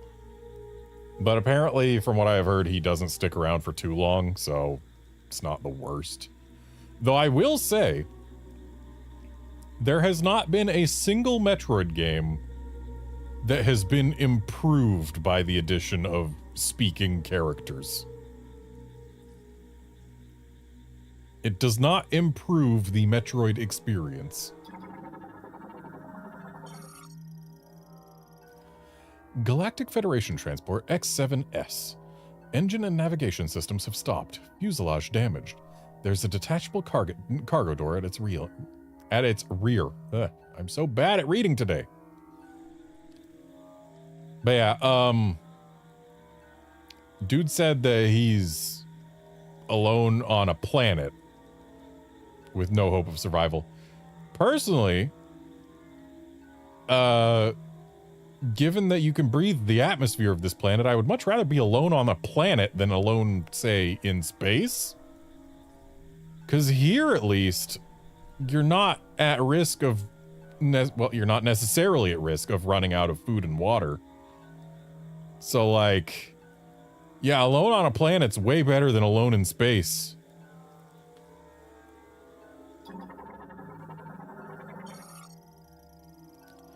Galactic Federation Technician, individual who performs maintenance tasks on electrical equipment. This also includes maintenance of computer-equipped airframes. And yes, Outlander, I will say, Metroid Fusion's story was really good. I'm just saying that adding speaking characters to a Metroid game does not improve the Metroid game. Swollen vine growth, it will burst if struck. Oh! I think it's working. Shoot some more. I've only shot 2. What was that? Okay, that did not sound friendly.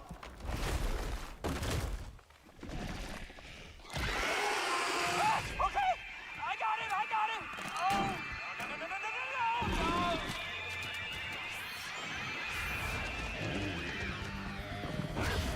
In terms of morphology, these do not look entirely dissimilar to the Brio natives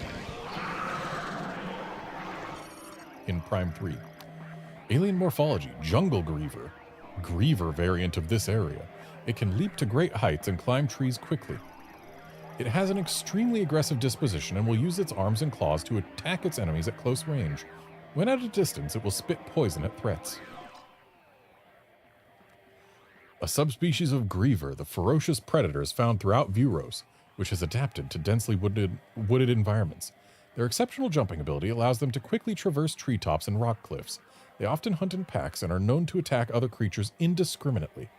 Once one pack member strikes, the others will quickly join the fray, either by leaping up close to slash with the sharp claws on their 2 pairs of arms, or by spitting a viscous mass of venom from a distance. Their skin is thin and unarmored, making their bodies vulnerable to standard beam weaponry, and light enough that the shock of a direct hit from explosive weapons is enough to push them away.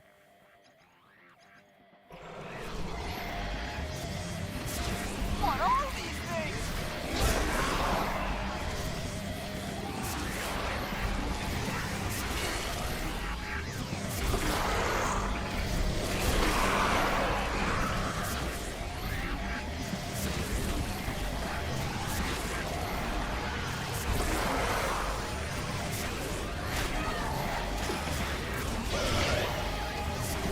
So there's one behind me.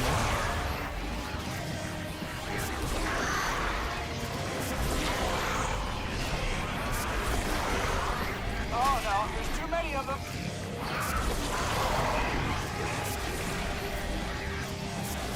There do seem to keep on being more every time I get rid of a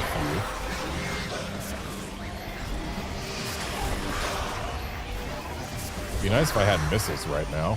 Something that could home in on them.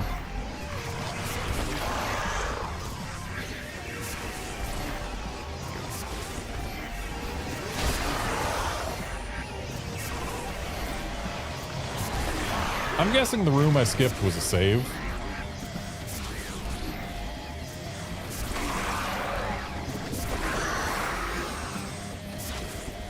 And this appears to be the last one we need to get rid of. Nope, never mind.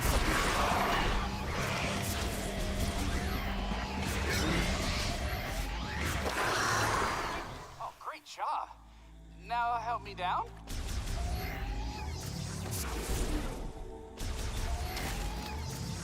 How convenient that he is immune to my beams.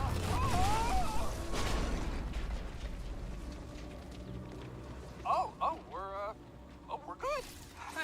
Okay. I'm coming down. Thank you, Samus. I'm Specialist Miles McKenzie, Engineer Level 4. I have something for you. Hold on, I gotta manually override this. These X7s tend to stick a little. Come on.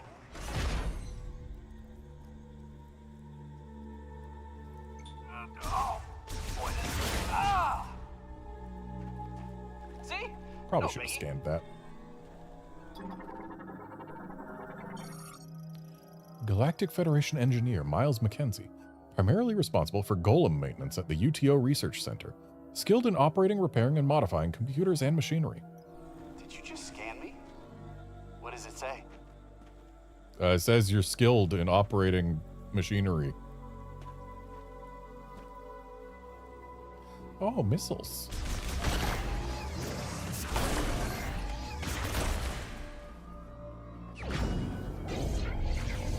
I do kind of like that he knows that we scanned him.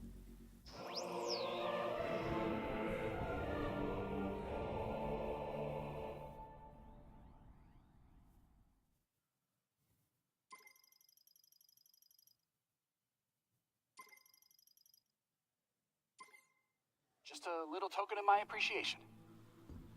If it's okay with you, I'm gonna tag along. So, where to? It might be a good idea to check the map and get our bearings.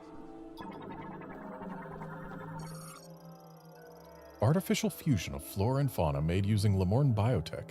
Extremely fast cellular metabolism allows full regeneration, even if reduced to pulp. Samus, please shoot that thing. It won't stop moving.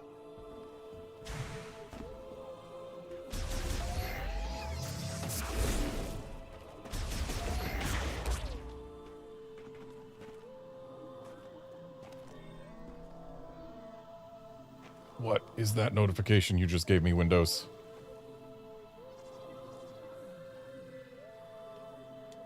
Hang on a sec. Are you kidding me?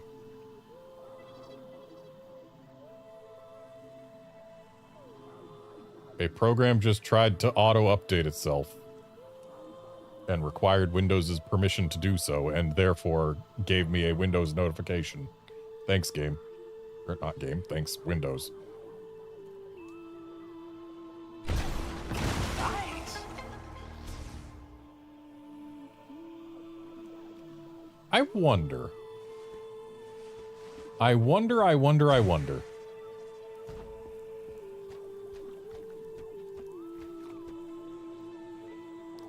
Is he gonna follow me this way?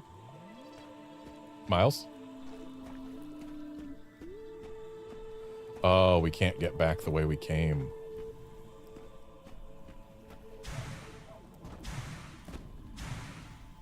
See, I would have laughed a lot if they let us go back the way we came until we got to the morph ball tunnel, and if we morph balled into it. Configuration of a suit. Oh, fascinating. Yeah, if we morph balled into the morph ball tunnel, and then he started complaining about how he couldn't follow us like that. That would have been an opportunity for some nice humor. But no, instead they just made us jump down here and we don't have space jump, so we can't get back up.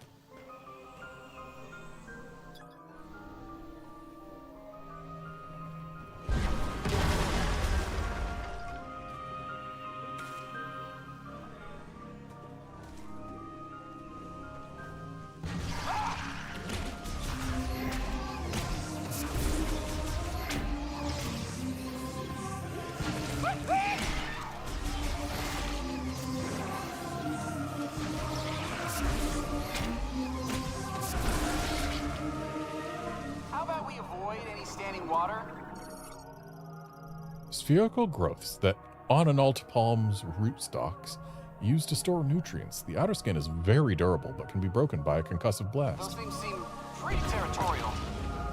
So concussive blast in this case means morph ball bomb. Meaning we need morph ball bombs in order to get that missile launcher expansion thing.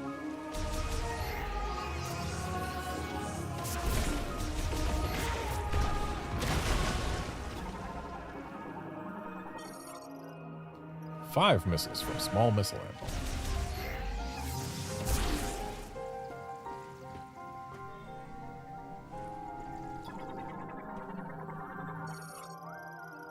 Psychic Shutter. Moving the PK stone lever using the psychic glove will disable the lock.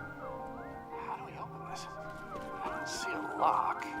Yeah, you just gotta use psychic powers. It's really no big deal. Wait, something's happening.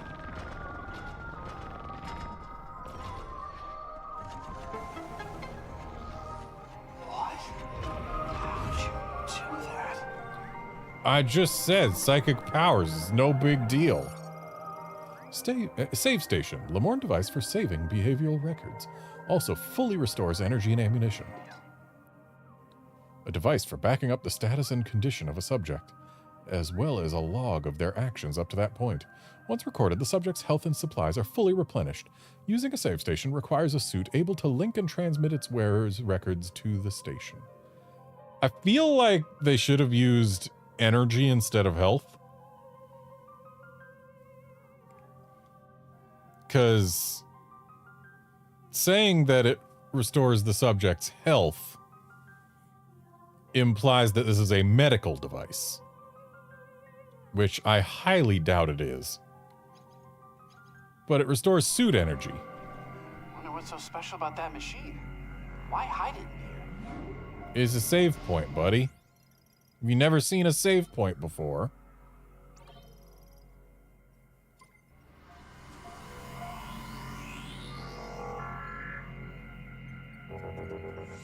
This technology, it's not as old as the rest of these ruins.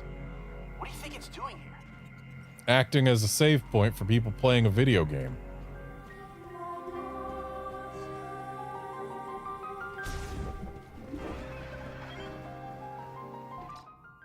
And sure enough, had I come this way first, we would have been able to get this save point and then been blocked here by a missile wall.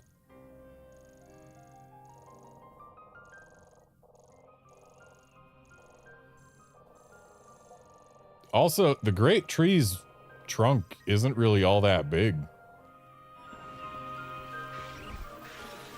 Ah! Everything in this jungle trying to kill us. No.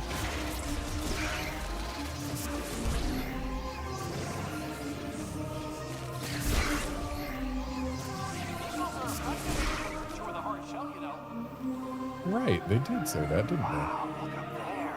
That is one massive tree. It's been thousands of years old.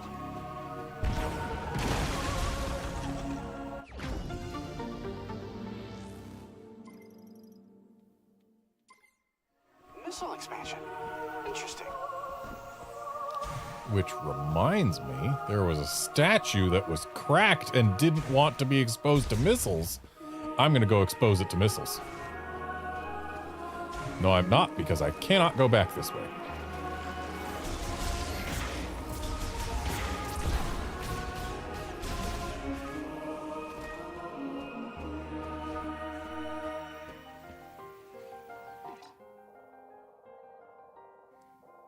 I want my space jump.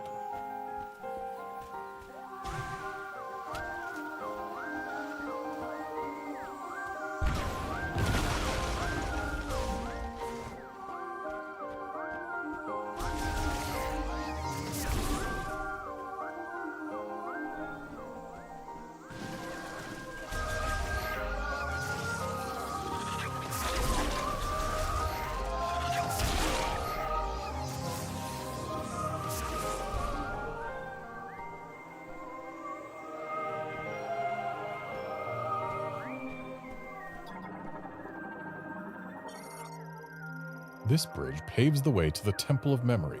Those Lamorne who follow the path will come to the altar connecting the past and the present.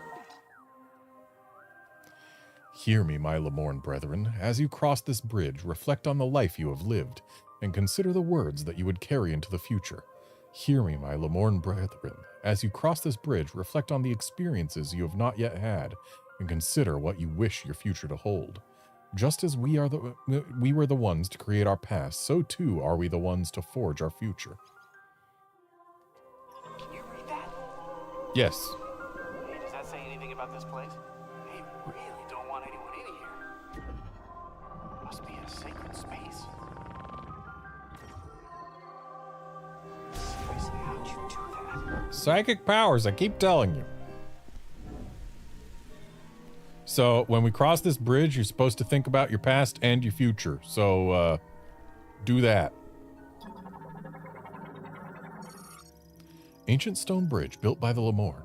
It shows severe damage from seismic activity, though its basic structure remains stable. Weight capacity estimated to be under 700 LH. I don't know what LH is. What I do know is that thinking about the past, okay, so Metroids exist in this game, and I've never seen anything like this. Samus seems to trust the GF, Beautiful. which means that this is pre-Metroid 2. So thinking about the past, I have to think specifically about Stay out of your way. Zero Mission and the rest of the Metroid Prime games.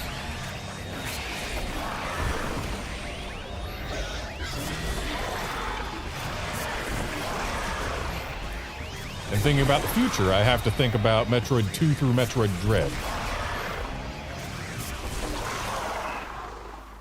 Moving up. So yeah, thinking about the past. Yeah, Metroid Zero Mission was a really good game. Samus moved nice and snappily in it. Well, goodbye to that guy.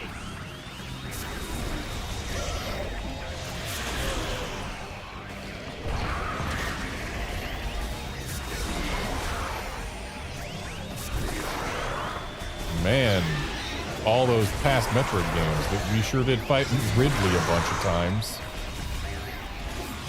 Wonder if he's gonna be in this game. Because he is not officially dead yet.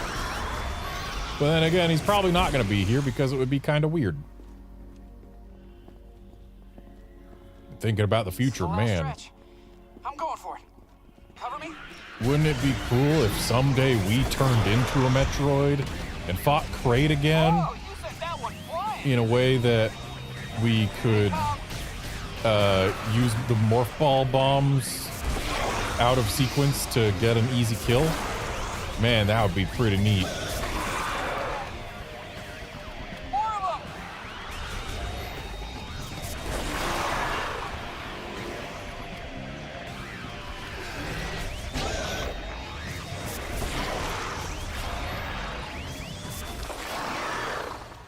That was a close one. I wasn't sure we were gonna make it. Thank you, Samus. I can see the I'm good. I'm okay. You're lucky you're okay.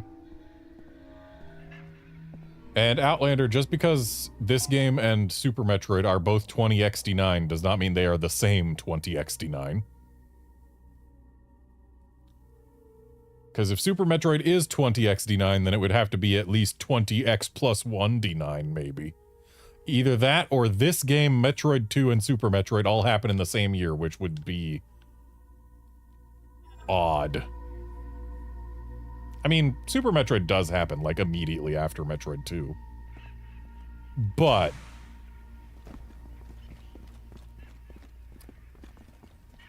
notably, Metroid 2 does have to happen after this game. Is that the Kronos Tower? Now that is a view.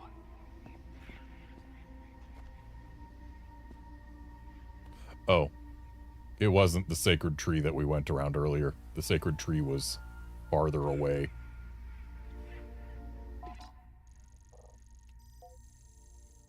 Yeah, because I'm looking at the sacred tree's trunk. So what is this then? What is this structure if not the sacred tree? I don't see anything in that direction for it to be.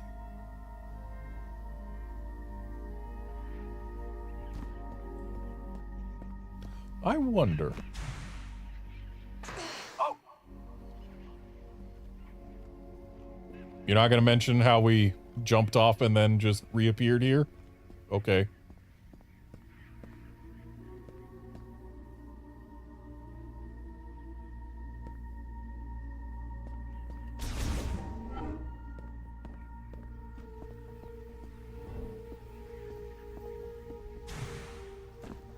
Whoops. no!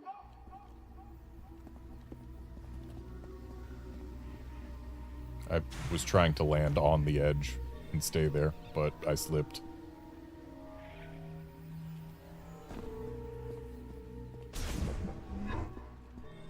What is this place? Ancient Lemorne object with a plant motif. It has sockets for 2 motes.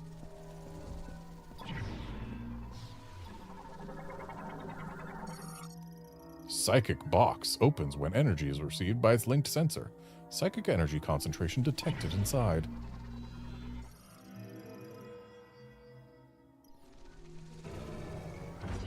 I'll take that. Right, I need to hold it until it's ready to be released. You can have that. I have no idea what we're doing, but it feels like it's working. So they gave us an endlessly respawning missile thingy, which suggests I'm meant to use missiles somewhere, perhaps right here. Ancient Lemorne object carved from blue-tinged sublint. An explosive shock will shatter this material.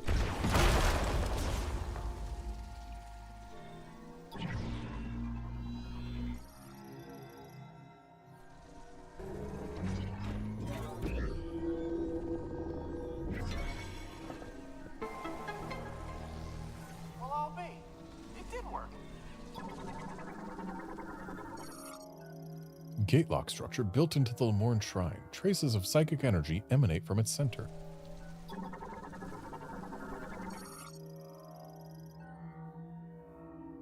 That one's sealed up tight, huh?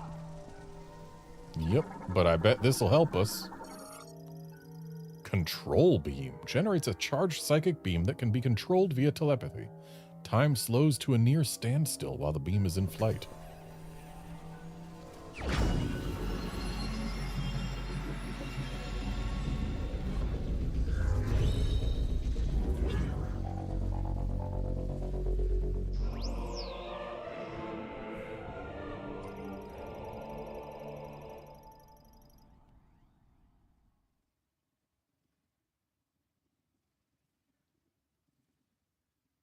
Okay, so our charge beam is now just the control beam, full stop.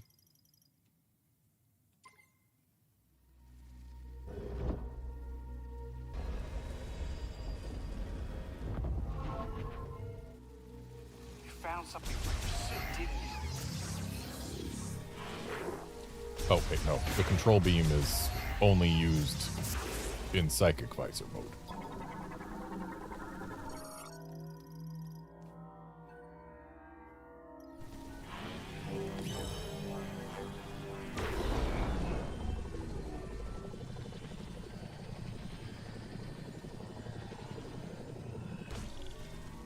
I missed the thingy. I'm not a huge fan of how this controls, but if I lock on, it suddenly feels much more controllable. Okay.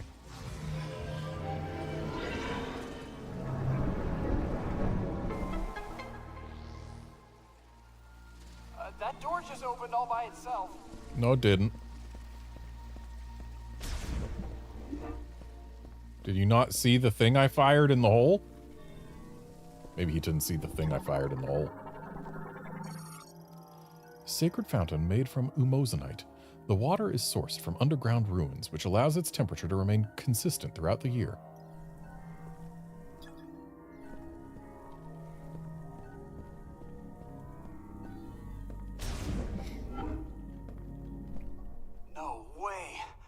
Mark 99 mech? I'd recognize that frame anywhere. It's missing Mark some 99 pieces. Mech, this is Samus Aran. Bounty hunter? You know her. She's famous. You look very familiar. Betsy? What are you doing here? I worked on her back at base. I'll take a few scans. Maybe we can come back here and get her. Poor baby. Betsy because 83T5Y. Pieces. I bet we could get her up and running again. So the texture work in this game has mostly been very, very solid. And yet here, it is remarkably low res compared to elsewhere. It's kind of jarring, especially seeing how very high res her name is compared to how very low res everything around that is.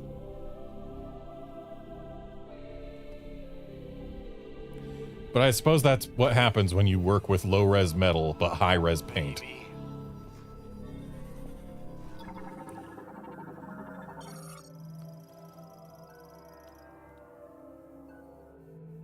Several critical components missing or damaged, non-operational.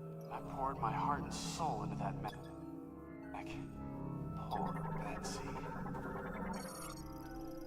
Heavy container, exceptionally durable and ideal for tactical assets such as weapons. Only extremely powerful explosives can destroy them. Missiles are not extremely powerful. There is a power-up inside of there. You wouldn't happen to have any demolition gear on you, would you? I know you're not a demolitions officer. We've seen those before in Prime 3, but still.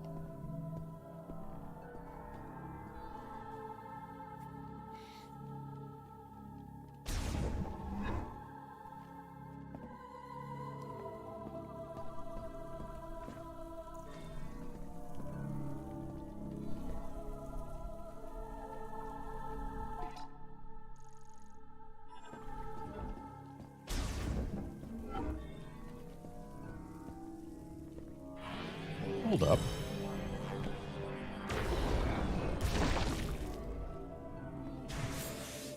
The fact that they're giving me access to a missile granter thingy there suggests to me that there is something to use missiles on in the vicinity.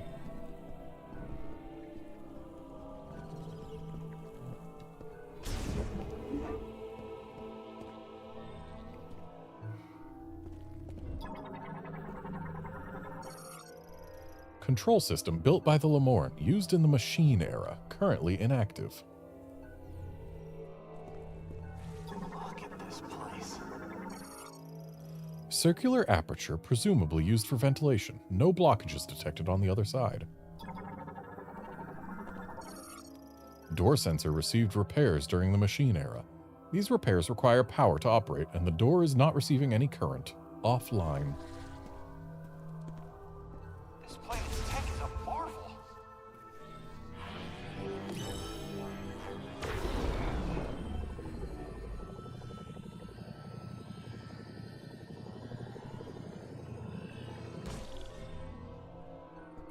And here I thought I was being clever. Around, but decoding the language will take weeks without a translation.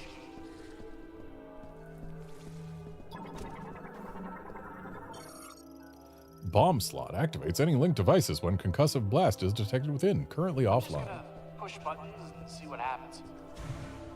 Probably not the smartest plan. Okay. Oh, so he pushed buttons and something happened while I was just coming here to save, huh?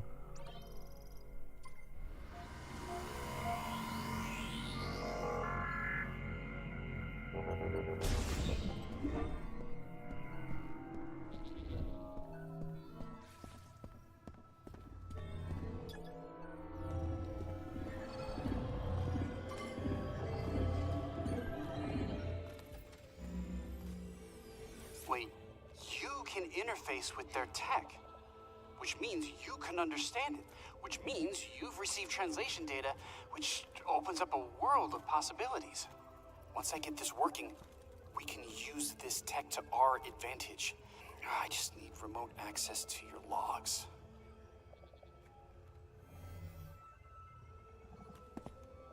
Oh, this data chip. You think it'll work? Wow, that is fascinating. Thank you. We'll put this here. Let's see.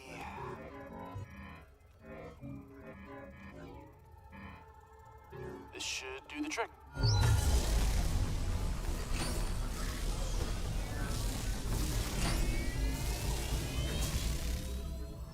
All right, look at that!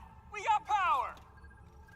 Well, one door is still locked, the other one is malfunctioning. Hey, but it's progress! Okay, all this is gonna take a while to figure out, so I'm gonna stay here if you wanna scout ahead. It's about to get real nerdy in here. Gee, I bet I have to hit this from behind. Door power restored. There's a malfunction on the beam sensor on this side. The sensor on the other side is operational.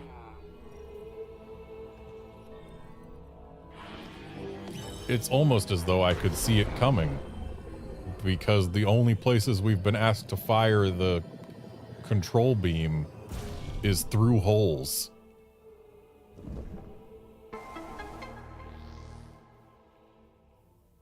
That's one way to fix it. You coming? Matrices. Okay, yeah. What are you going that way for, bud? Should we not? Okay, have fun, I guess. Rhizome of the Onanalt Palm. It has destroyed the shrine, blocking the passageway. I see now why he is not coming with us.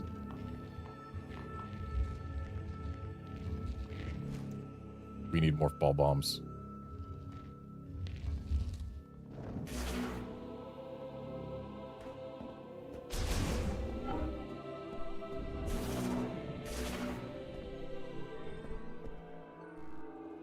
One of these is fancier than the other. Sculpture of a prominent Lemorn priest. The inscription reads, Kavanda.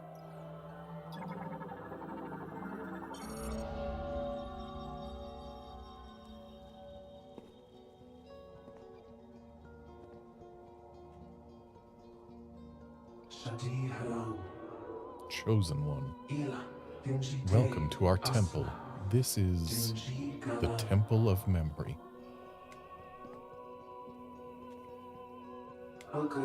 From the beginning, Lemorn priests recorded our history in this sacred tree by offering prayers. Behold.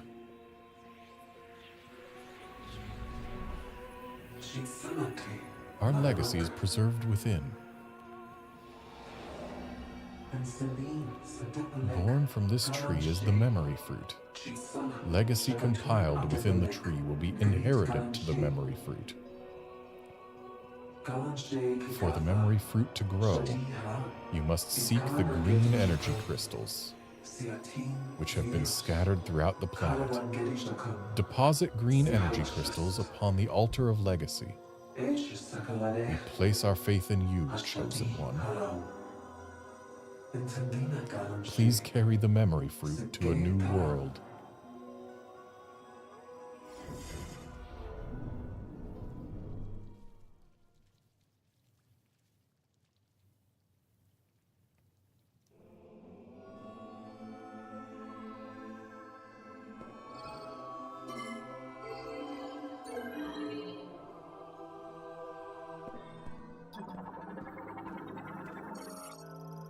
An ancient-era altar with a plant motif, designed to unfold. Analysis implies there is a way to trigger it to open.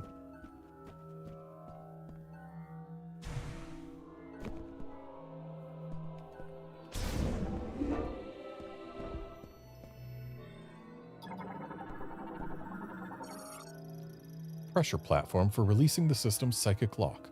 Additional weight will cause it to sink further and reveal targeting objects.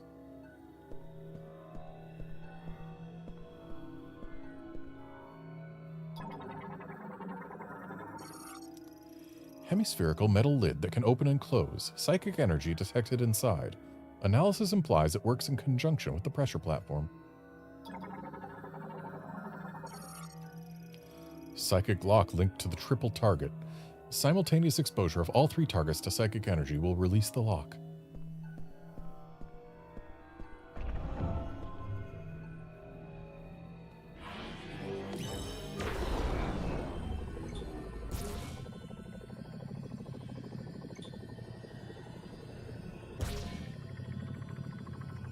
Alright, I guess they did say that time would slow to a near standstill while using the control shot, so maybe that's why Miles didn't perceive us doing anything.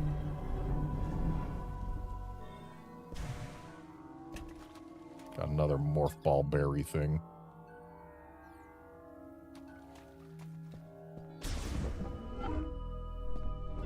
And what have we here?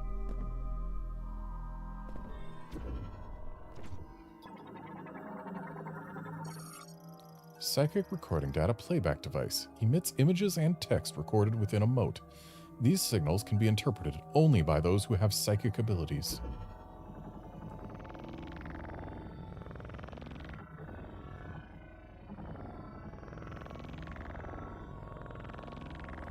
So we can move this around in a circle.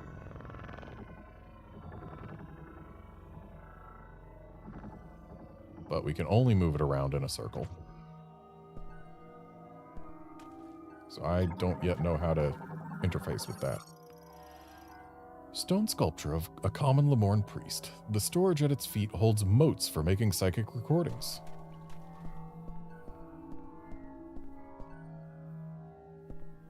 Okay, so we've got 5 of them. 5 little doohickeys. 1 thing we can move around into 5 divots.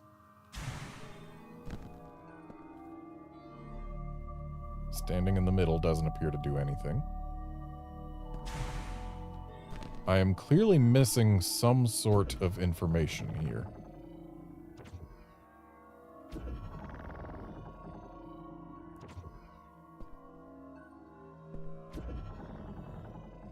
Can we stop it between? Nope. It has to go to one of the divots. And yet, this accomplishes nothing.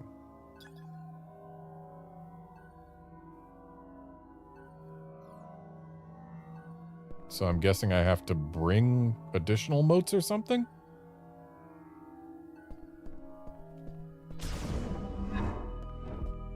Whatever's going on there, I can't deal with it right now.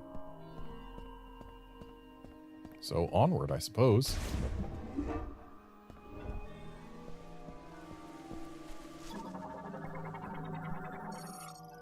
A stone sculpture of a Lemorn priest.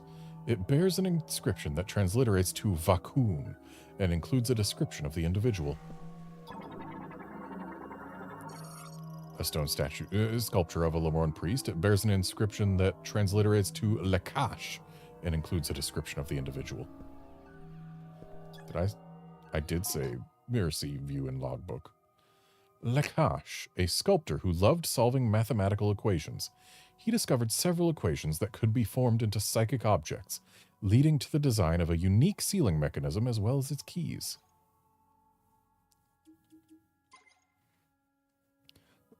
Vakun, inventor of the mote-operated psychic lock. In accordance with the prophecy of the Chosen One, he built the shrines now hidden throughout Soul Valley, filling each with his mote-related devices. And apparently there's only 3 more bits of Lemorn lore to find at all, anywhere. Are these going to be 2 of them? Yep. Stone sculpture of a Lemorn priest. It bears an inscription that transliterates to Thessar and includes a description of the individual. Thessar, the first priest who communed with the sacred tree and founded the Temple of Memory. He is said to have been gifted at conveying thoughts without the need to speak and at understanding others without the need to hear them.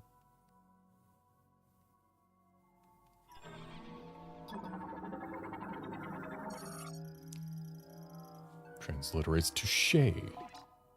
The only female member of the Lamorn priesthood and the first to understand the structure of space and time. Her insight led to a method of moving across space-time and, in turn, the invention of the teleporter. And now I need to invent hydration real quick, so hang on a moment.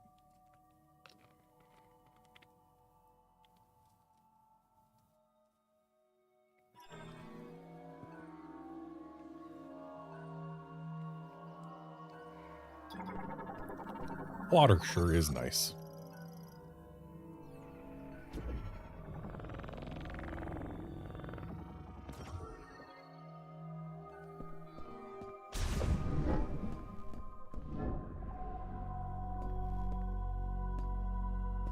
If ever I saw a boss arena in a Metroid game with a boss directly at its center that we could not scan without entering the arena, even though we have scanned things much smaller from farther distances before.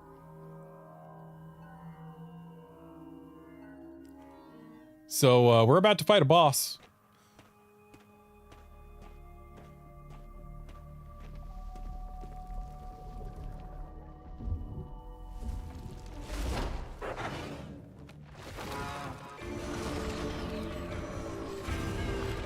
Okay, so we gotta shoot the fat parts. Carvex. Plant morphology. Carvex, a giant carnivorous plant possessing consciousness, intelligence, and considerable physical strength. It is unable to communicate due to fusion with a Metroid. Destroying all tentacle-like vines will cause its protective leaves to briefly drop, exposing a body enveloped in only a thin mucous membrane. Note that the tentacles quickly regenerate. The only way to delay their regeneration is to destroy them all at virtually the same time. So, control beam. Also, it's unable to communicate due to fusion with a Metroid, so otherwise it would be able to communicate? A giant carnivorous plant that possesses self-awareness and cognitive thought. While it once coexisted and communicated with Lamorn priests using telepathic waves, one of the effects of Metroid integration is a disruption in its thought pattern, preventing it from communicating. It now sees everyone as enemies and will attack indiscriminately. It primarily attacks using its tentacles. These tentacles can be destroyed, but individual tentacles will grow back quickly through rapid cell proliferation and cell transfer from any remaining tentacles. If all of its tentacles are destroyed simultaneously, the regeneration process requires its body to generate considerable heat, forcing it to open its protective calyx to cool down. This will expose a thin mucous membrane that is vulnerable to damage.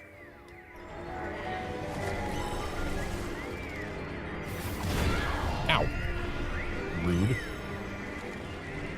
Well, for now, it's only got the one, but we are still using the control beam because I was in scan mode. Excuse me, that should have done more damage, shouldn't it?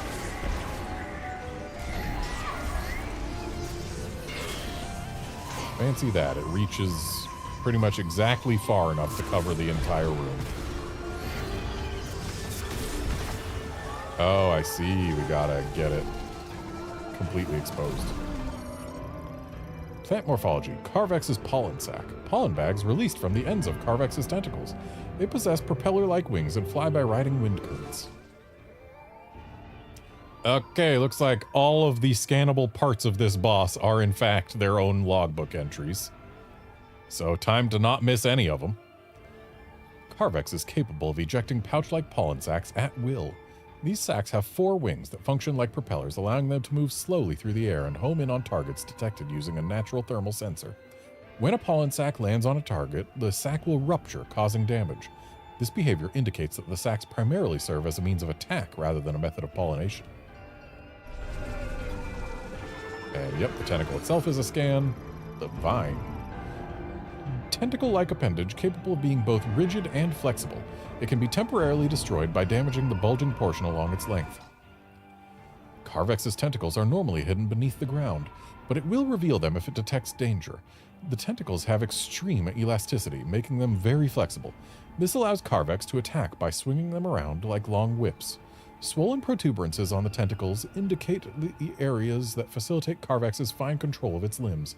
If these are destroyed, the resulting loss of control will rapidly expand and rupture the affected tentacle. Didn't mean to do that, but hey, it worked.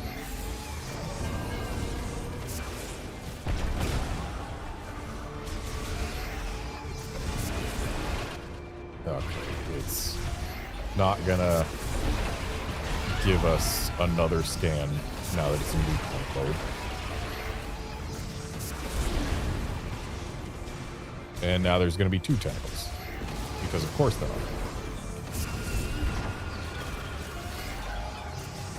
And we need to expose their soft bits so that we can destroy them near simultaneously with these missiles that we are being granted. Except not with missiles. With this.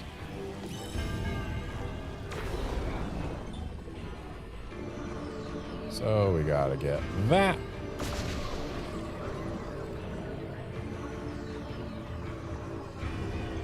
And then we gotta get that.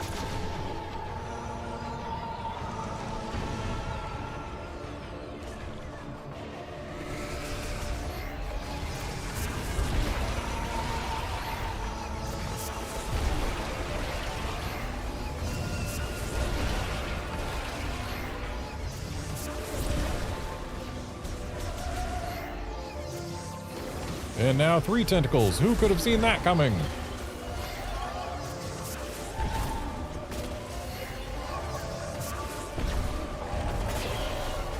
And now that all 3 are exposed.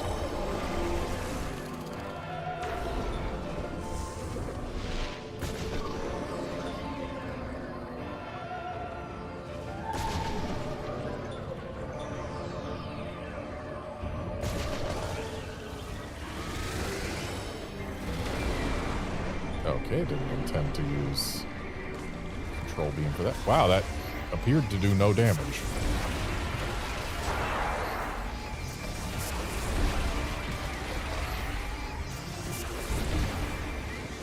Oh, we've got more than just 3 tentacle phase to deal with, huh? Ah, 3 tentacles but plus obstacles. I see. So we have to actually control the control beam.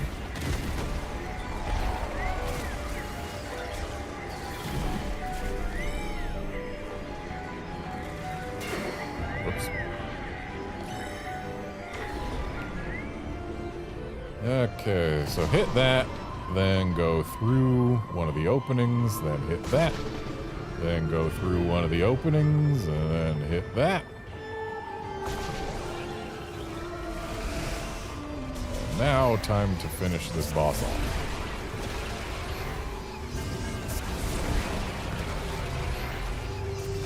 Looks like the charge beam does, in fact, do a little bit more than missiles do. That's not unusual. And we have won.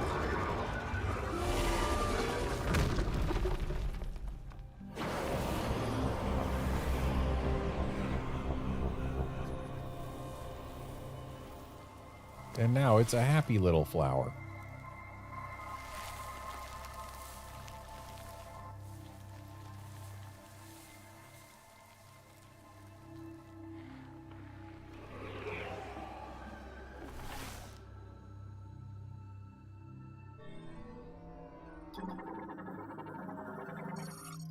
Psychic bomb. So not a morph ball bomb, a psychic bomb. Gate sealed shut by hardened plant fibers. A strong enough pull would force the gate open.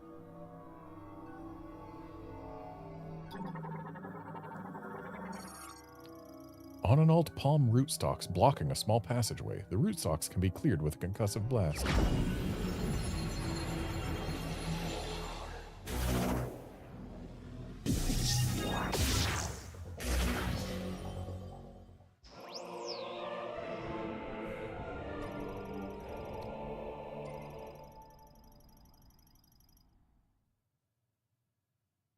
Bombs can be given psychic mote properties, you say?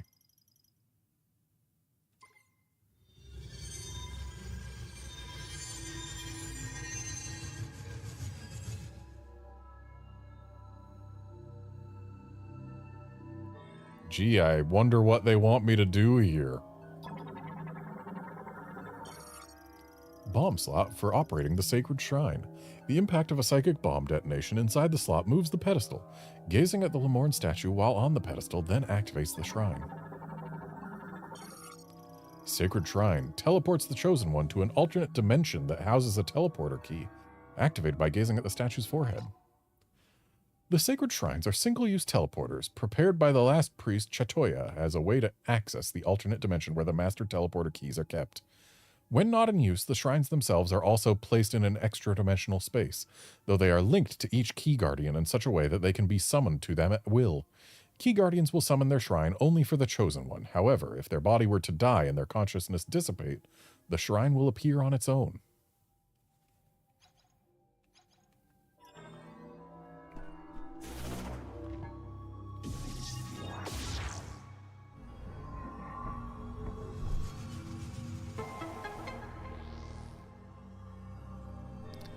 So, I don't like the sound of single-use teleporter to another dimension.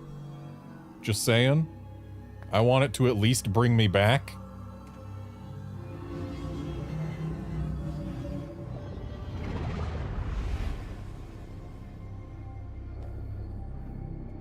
Not allowed to scan in this dimension still.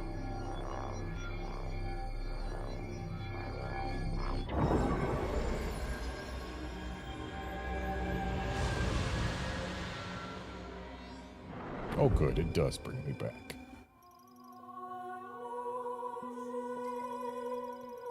Hooray, we got one of our 5 keys. Something tells me the other 4 will take longer to get than this one did.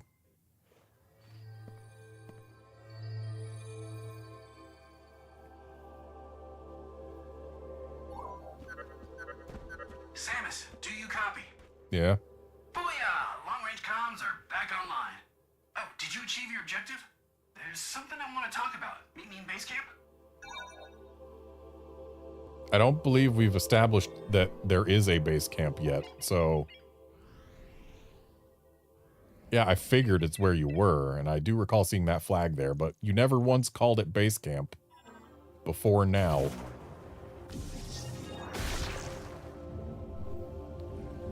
And what's through here?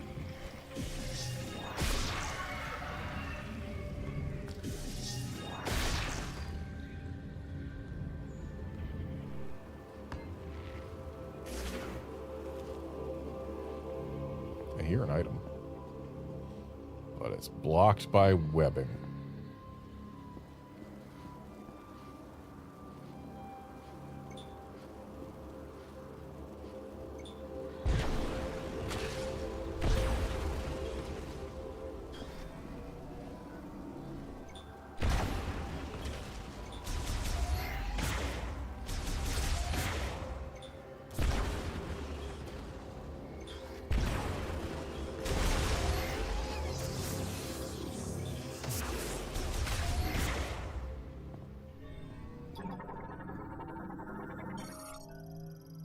Green energy crystal. Crystal in deposits of concentrated green energy. Contains large amounts of teratogens, which can interfere with cellular growth. Green energy crystals consist of silicon dioxide that has crystallized with a large amount of green energy ions. They are broken relatively easily, either by a strong impact or using firearms. Although very little green energy occurs naturally in the geologic record, green energy showers have made it very common throughout Soul Valley. Extracting energy from green energy crystals can only be done using the device on the altar at the Temple of Memory. Green energy extracted here is then sent to the sacred tree where it is consumed to grow memory fruit.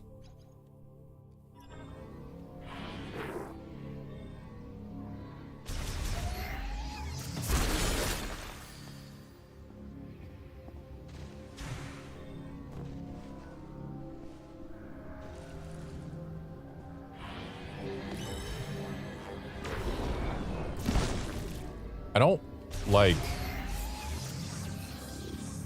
that the control shot and charge beams use the same controls. Because, like, if I'm pointing around in psychic mode, previously ZR was a button to get out of psychic mode. But now it's use control shot button. They've changed the functionality of a button on me. Tip of the Unanalt palm's rootstock. Roots have touched, or have intruded into every crevice of the shrine, expanded and shattered the structure. Complete collapse inevitable.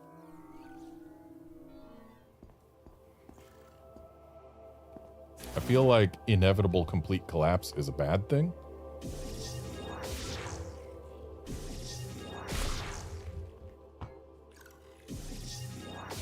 I'm sad.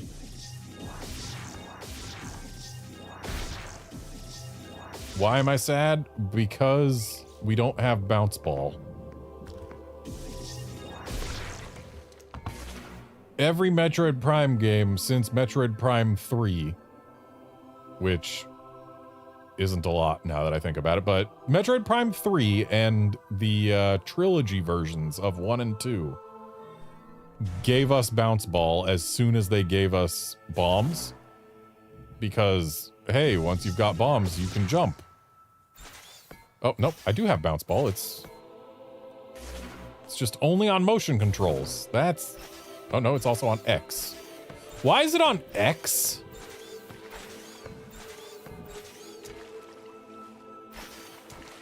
Why isn't it on B, our jump button? What the heck?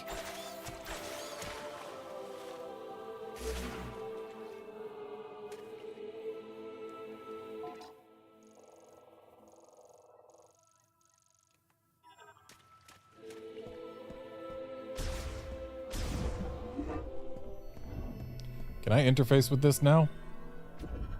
Oh, there's a moat. So if I steal this and put it there, and then move you to where it came from.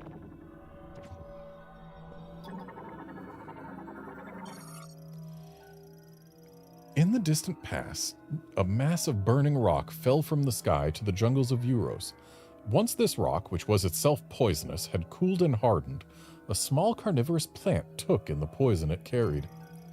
The plant did not succumb to the poison, it thrived, growing to rule over the jungle. In time, the priest Thessar became the first the plant could convey its thoughts to, and named it Carvex. Later, at their urging, Carvex eventually relocated to the garden within the Lemorn Temple of Memory. There it ruled as it did in the jungles, and it came to preside over Lemorn funerals. And this just takes us to the enemy logbook entry. That's, I guess, for people who neglected to scan Carvex itself. But how does that help people who neglected to scan the vine and the pollen sac? Also, a rock fell from space that was poisonous. Gee, that sounds slightly familiar in the Metroid Prime franchise. And yet, in this game, or in this... Well, yeah, in this game, apparently, said rock didn't cause doom for the planet. Or maybe it did, considering there are no Lemorn left.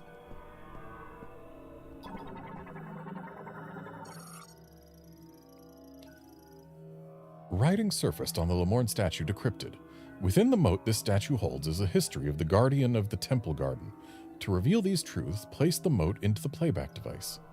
So I'm guessing the other four are the other four guardians, and will unlock at such a time as we have defeated said guardians.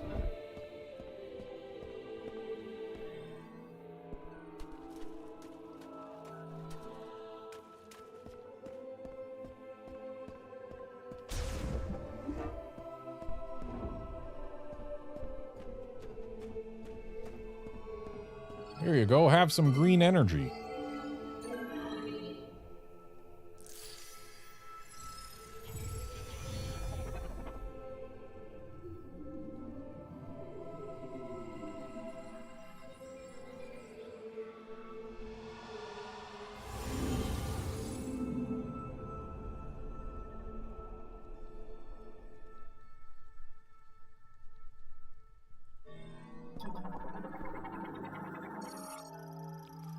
Providing the energy converter with green energy crystals causes the altar to illuminate.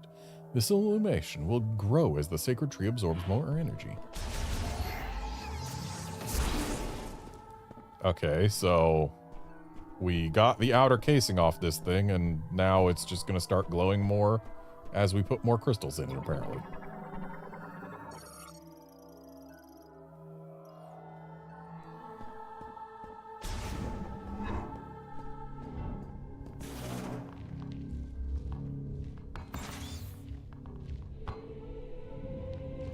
The sound design on the morph ball hitting things in this game. It sounds almost plastic. I wish it had a more metallic sound.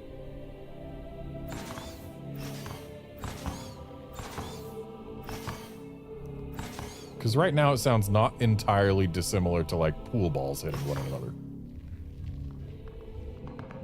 Or billiard balls, I suppose.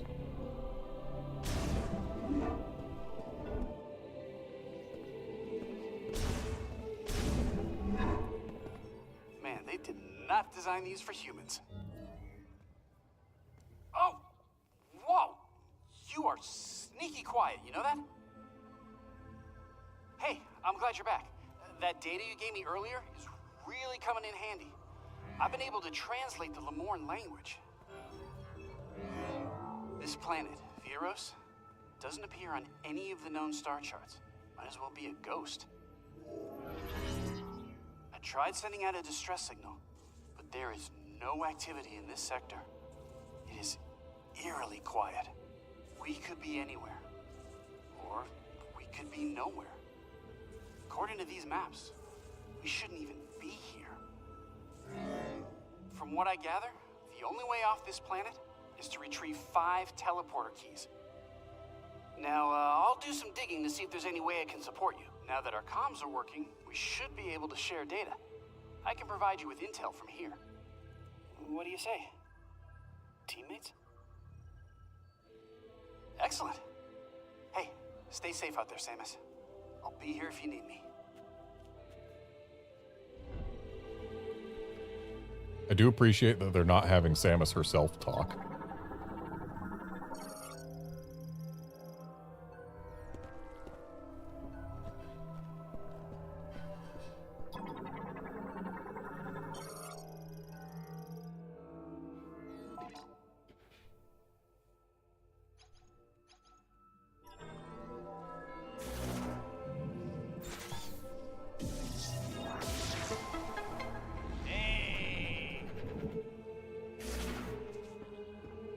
Though before we go that direction, we have fought a boss recently, so let's go ahead and save. We like to save in this house.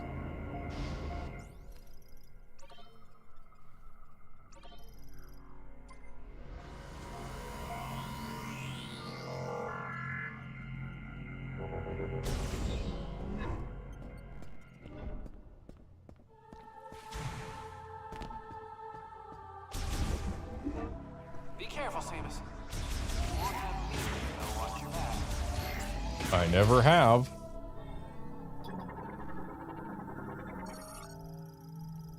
Lemorn's storage locker made of extremely durable Ecostin steel, making it impervious even to powerful weapons.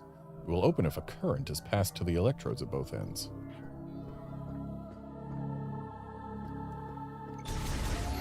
So I need some kind of electric beam or something. This is clearly some sort of machine apparatus. And this is clearly an interface terminal. And yet, ScanVisor says it's nothing at all. Don't even worry about it.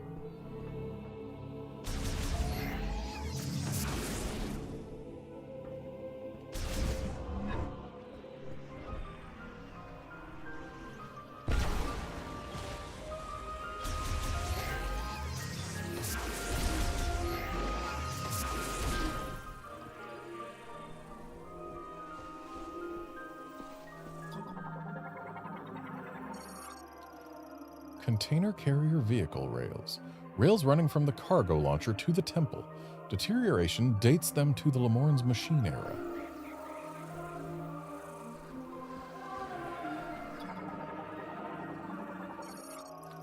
Lock unit, heat. Lemorne-made locking system. The lock can be removed only if exposed to extremely high temperatures. With the lock removed, systems will operate normally. I mean, it looks like it already has high temperatures going on. So why would make more high temperatures do more? Feel like since it's all blazing hot right now, we should want to cool it to make it activate. Because that would be more of a change in state, which is generally what locks are looking for, isn't it?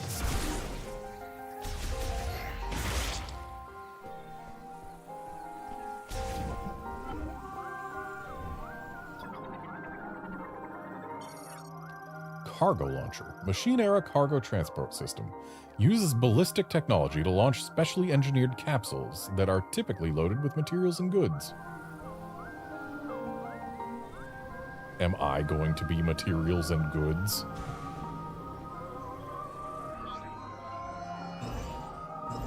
Oh, cool. Platforms I'm not allowed to stand on.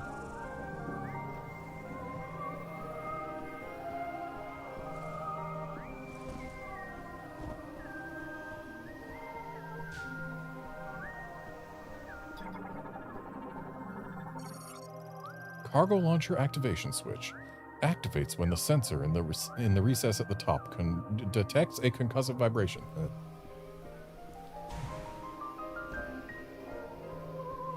So, concussive vibration has typically meant morph ball bomb. Which means we need to get morph ball up there?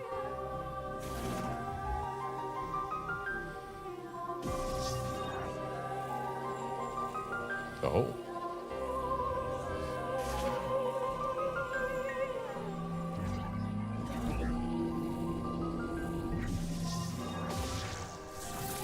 Fancy.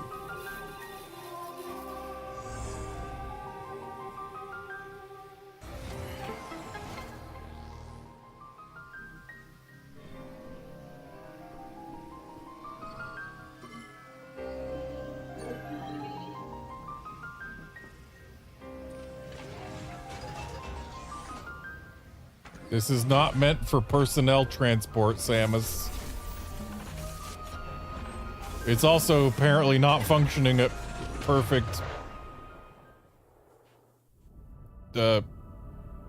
capacity or whatever.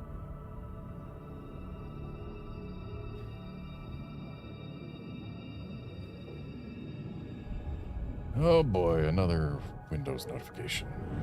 What is it now? Oh, hey, it's that same program. Once again, asking, please let me update.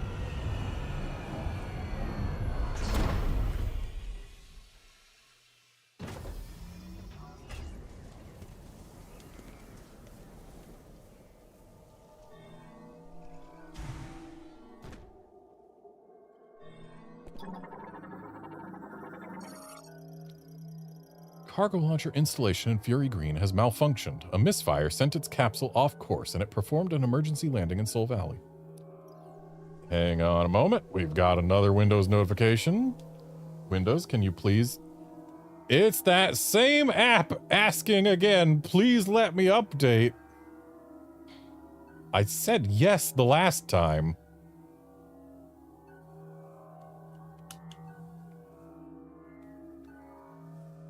Oh, it needs me to restart my computer to fully update this. Absolutely not. I'm kind of busy right now. Okay, it is once again asking to make changes to my device. No, stop forever.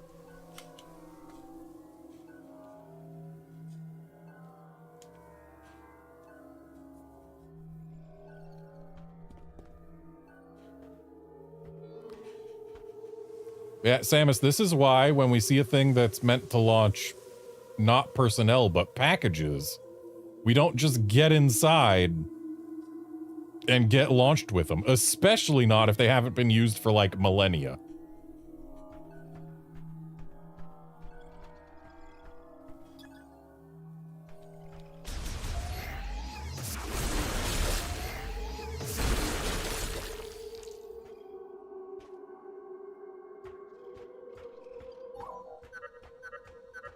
see in front of you is the entrance to the closest area with a teleporter key. If you want to contact me going forward, use the radio command on the map screen. I'll help in any way I can. Well, at least we landed conveniently close-ish to a place we wanted to be. And apparently only an absolutely fully charged dot can break green energy crystals.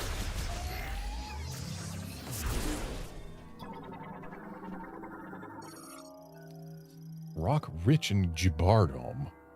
Green energy traces detected within. Only psychic energy in the form of a diffused oscillation blast wave can pulverize it.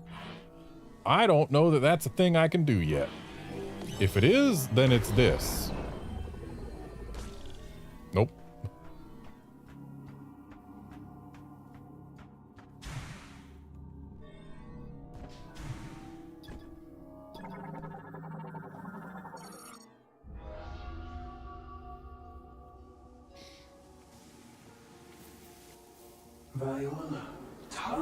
Viola was an epochal invention. Metallic feet sprint over land with great power. They cross the sea of sand, carrying us in the blink of an eye. Starting with the viola, we created many inventions. An area of development supported by technology. We call this duration the machine era. Development eventually overwhelmed supply of nature. At this rate, resources would be depleted.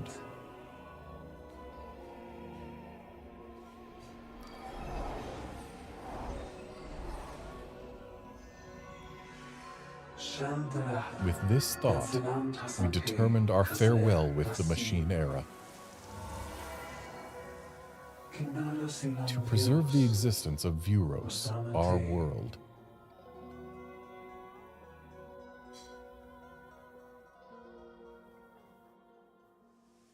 I mean, I've seen how many machines you've got. You could have just smelted some down and repurposed their materials. Would have at least made your machine era last a little longer. Emergency supply storage unit. Tower for storing emergency equipment for Soul Valley. Electrifying the lock on the lower part of the hatch will cause it to release.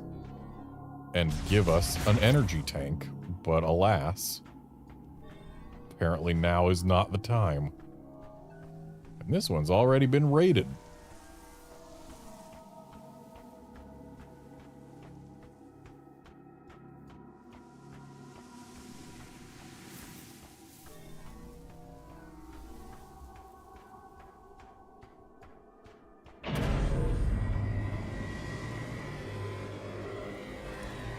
How very bright.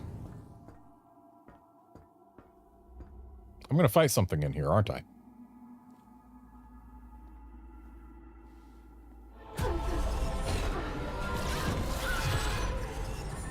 Getting flashbacks to some GF guys getting toasted.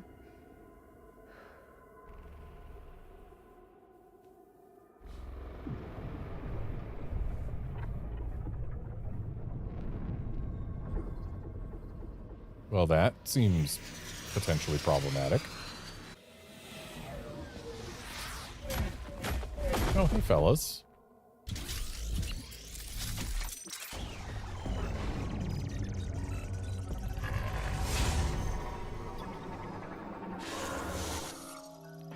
Mechanoid, Cybot Soldier. Basic model of a Lemorn-made Cybot battle android. Typically equipped with a laser cannon and a hover thrusters. This Cybot model was originally created to serve the Lemorn. Following the Great Tragedy, the surviving technicians modified them into anti-Griever battle mechanoids. They are able to synchronize telepathically with Lemorn, as well as act autonomously based on prior instruction. Cybot soldiers are equipped with a hover thruster on their back, a laser cannon on the right arm, and a shockwave emitter for close combat. As the thrusters were only designed for short-range flights and walking functions are limited, Cybot soldiers are most often moved via shuttle or launched through the air by Chrono Tower. Upon losing their telepathic connection to a synchronized Lemorn, they will immediately seize.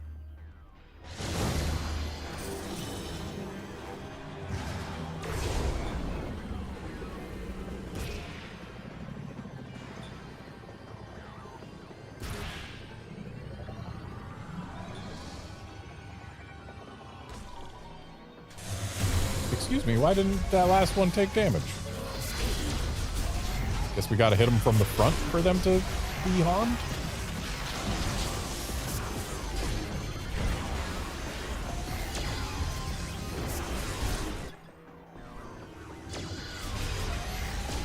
Press X there because in at least one previous Metroid Prime game, that was our missile button.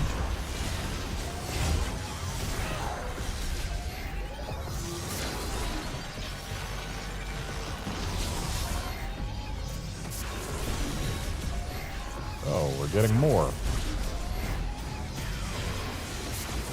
I can't do...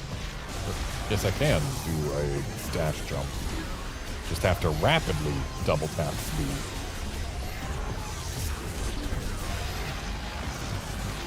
I was getting concerned that I might not be able to do one since I don't have space jump.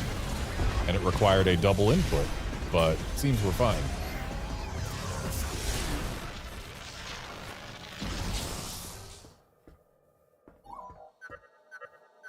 Whoa, Chrono Tower's protected by a force field. But if you want to get in there, we'll need to find a way to remove it. I'll do some research while you look for the teleporter keys.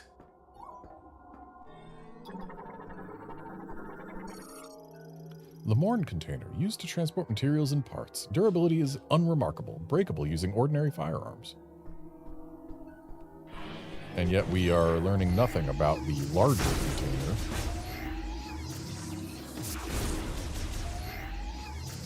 And these containers don't contain anything. There's something. What I was really hoping for is a missile drop. There we go. And this looks like an explosive thing. Lemourne fuel barrel, used to transport combustible liquids. A reaction is visible on the barrel's metallic body. Contains fuel. Kablooey.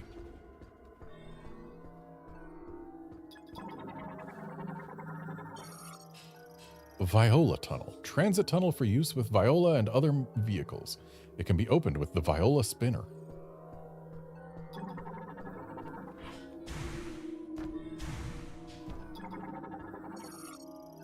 Mechanism. Pneumatic tube.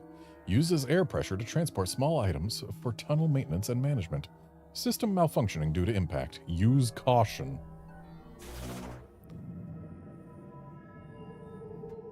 Being cautious.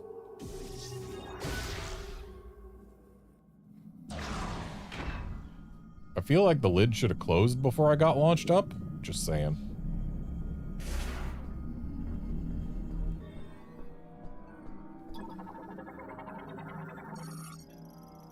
Delivery exit for the pneumatic tube system. Transport is one way, leading from bottom to top. To prevent a malfunction, delivery hatches cannot be opened.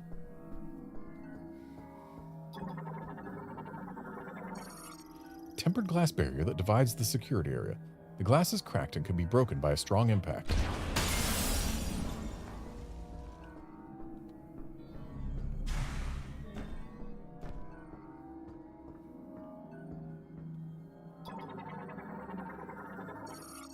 Lemourne fuel barrel, used to transport combustible liquids. No reaction is visible on the barrel's metallic body, indicating that the barrel is empty.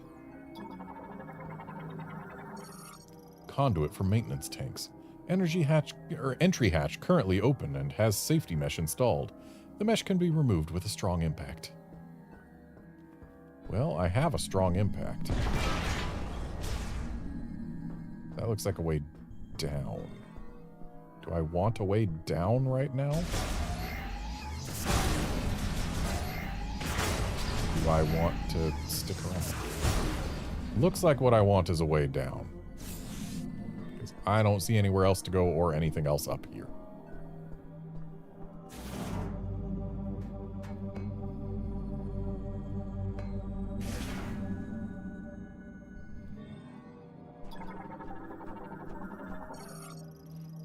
Maintenance tank tunnel entrance with its hatch removed. Used both as an air vent and a passage for maintenance tanks to exit outside following task completion. So this will take us outside of this tunnel. Viola tunnel door. It is currently locked. So I'm guessing we gotta go this way.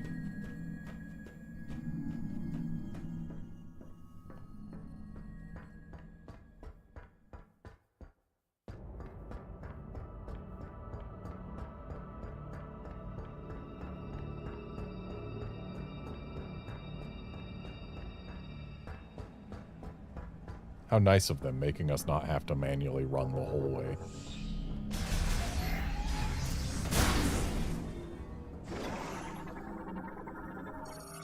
Small vehicle factory container. Stores small parts needed throughout the factory, easily destroyed using standard firearms. Mechanoid maintenance tank. Autonomous drone that maintains machinery and systems throughout the facility. Battery charge at 0%, preventing activation. Large vehicle factory container. Stores bulky items such as batteries and other replacement parts for use throughout the factory. Easily destroyed using standard firearms.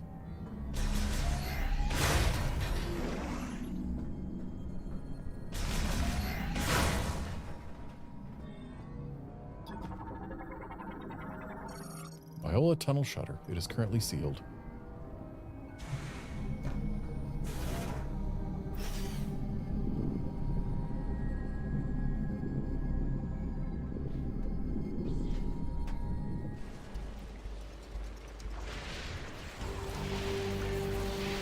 Volt Forge.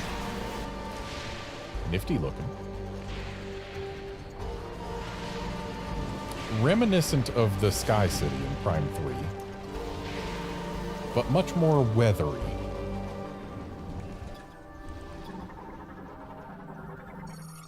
Vehicle transportation container. Used for moving vehicles manufactured in the factory. Its alloys are extremely resistant to impact, making it effectively indestructible.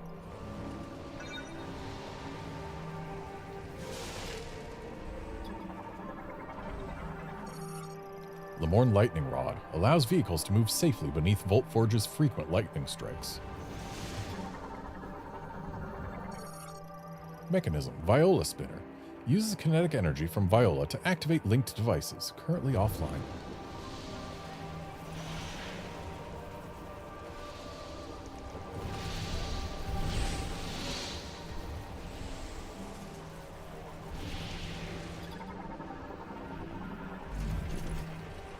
I was scanning that.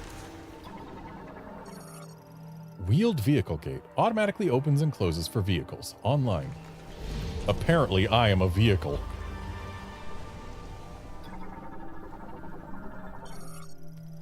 Arthropod morphology, Denzard. A very resilient creature capable of living in incredibly harsh climates such as Volt Forge. Can absorb electrical energy, causing parts of its body to grow. Or did it say glow? Glow.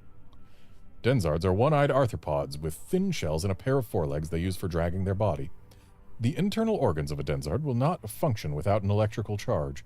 Such charge can be absorbed from their surroundings, however, which makes them well adapted to life-averse environments such as Volt Forge, where even plants struggle to survive due to the constant harsh weather blocking all sunlight. Because Denzard organs circulate electricity, the cells in their eye, teeth, and tail glow.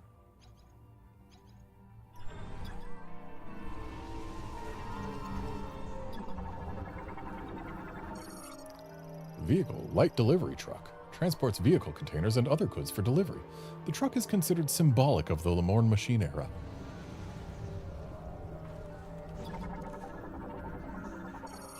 Spinner, secondary power generator used to move a container arm, currently offline. So we're gonna get boost ball here, I see. Spinner has become non-functional. There's significant damage to the exterior frame, and its internal circuitry has failed. Perhaps because these little guys have been feasting on it. Hey, look, it's a motorcycle. It's several motorcycles, in fact. Vehicle, Lemorn Neurobike Mark V. Two-wheeled, single-seated transport vehicle mass-produced during the machine era. Nicknamed the Viola. But why is it nicknamed that? The Viola was originally a two-wheeled, single-seater vehicle developed during the machine era. As part of a psychic era redesign, function was added for identifying the psychic brainwaves of individual Lemorn. When a rider wearing a special nanosuit registered themselves to a Viola, they would be set as its exclusive rider and prevent its use by other Lemorn. This registration allowed riders to summon their Violas to them, even from remote locations. However, summoning would fail if the route crossed impassable terrain. The Viola's features also include pre-installed unlockable functions. For instance, upgrading the Viola suit to the Viola IC suit enables the vehicle's IC mode, a hover transformation for moving over hot surfaces unsuitable for tires. Supporting this feature are heat-resistant systems strong enough to allow for hovering over magma and lava. This transformation would be automatically triggered by the vehicle's surface sensors. Further transformation features were in the planning stages. Gee, I bet we're going to unlock more than just the one noted transformation feature. Mechanism. Viola suit printer. Produces the suit required to ride the Lemourne Neurobike Mark 7. Currently offline. So, the La is probably from Lemourne. Don't know where the O comes from. Maybe the O in Neuro. And Vi, I guess, from 7 in Roman numerals, which makes no sense whatsoever. Why would the Lemourne have Roman numerals? And why would they name things based on Roman numerals? Lemourne Neurobike Mark 7, latest model of the Viola Neurobike, mass-produced during the machine era, but redesigned for the psychic era. Vehicle activation and use requires wearing a special nanosuit which identifies its registered rider. This suit is acquired from the Viola suit printer. And this is the same thing as before.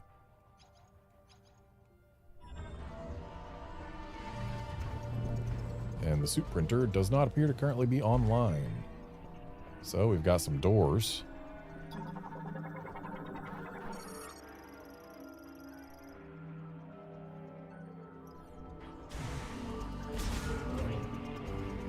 Hey, look, a save point. We like save points in this house.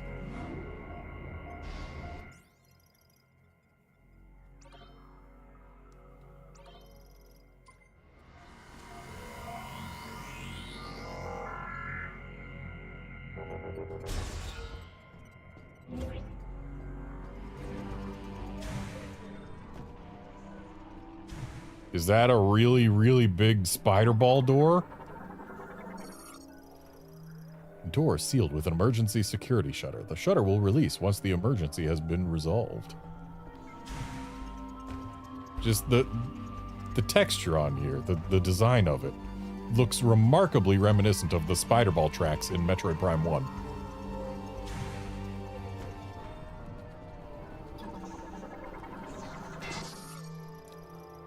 Mechanism map station displays a downloadable map hologram of the vehicle manufacturing tower. Didn't realize these guys were hostile, or that they could do so much damage.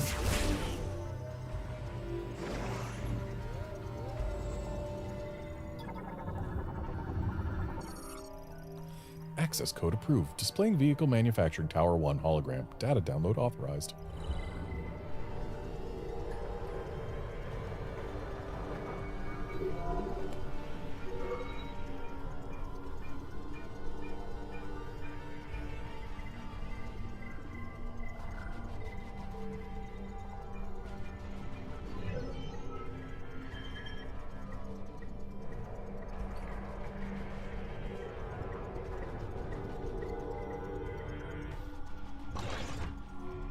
Oh, I guess the emergency's over.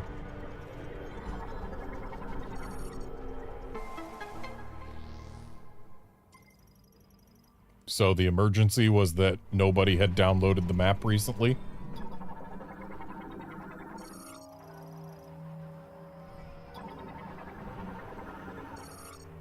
Tower 1 to Tower 2, and this is going to be Tower 1 to Tower 3, I guess. Copy. Finally, I got through. The lightning storm is playing tricks on my comm. Looks like you acquired the map to the facility. Let's take a peek. To reach the next tower, you'll need to open the big door in this room. But without power, you won't be able to unlock it. I've already gathered all of that information. The generator is right down here. That is what the map seemed to imply. To get there, you'll need access to the lower levels. There's an elevator that will take you down. That's generally how you go down levels. Would you like to hear that again? Nope. Oh, and don't forget to stop by the save station. Already did. Oh boy, the storm's picking up. You might be on your own from here. Good luck.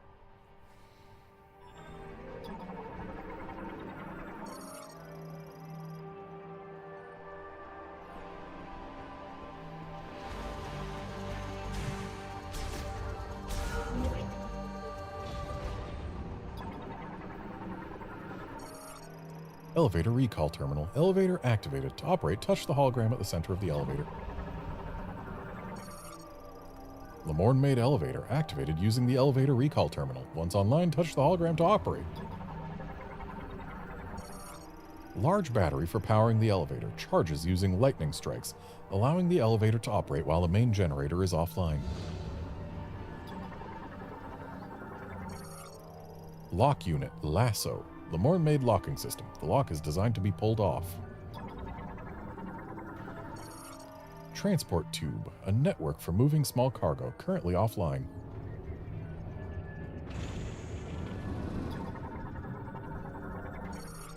Rod for harvesting electricity from lightning strikes. Connected to the elevator battery.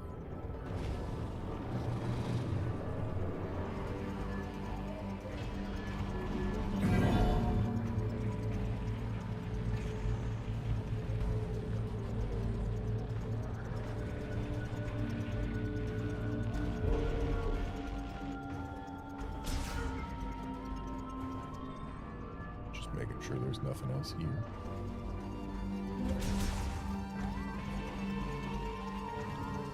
Now, is that a free missile expansion or one that's going to take effort to get? Got another emergency shutter. Perhaps not emergency. This one just needs power, I suppose.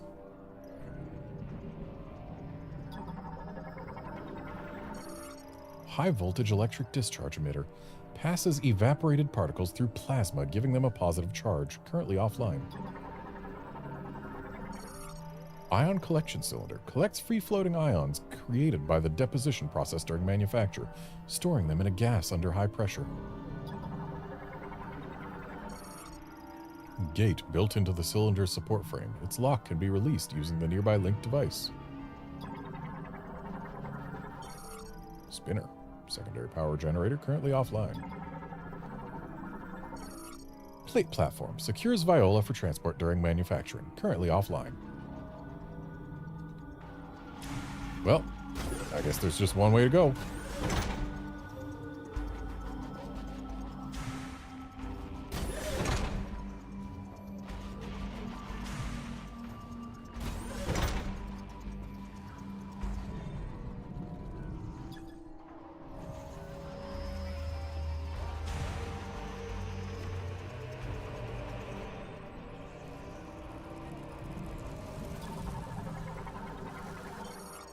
Mechanoid variant. No entry found in the catalog of Lamorne-made creatures.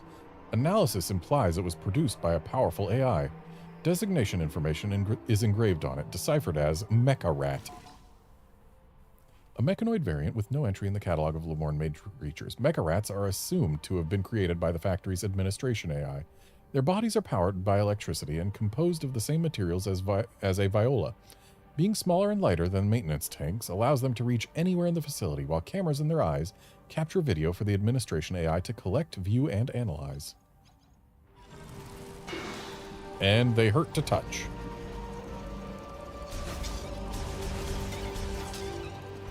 Where are they going?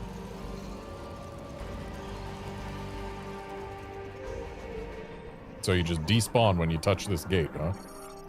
Backup power socket. Uses batteries to power systems if the facility's main power supply becomes unavailable. A powerful burst of energy will cause it to briefly activate. Is this powerful enough? Nope.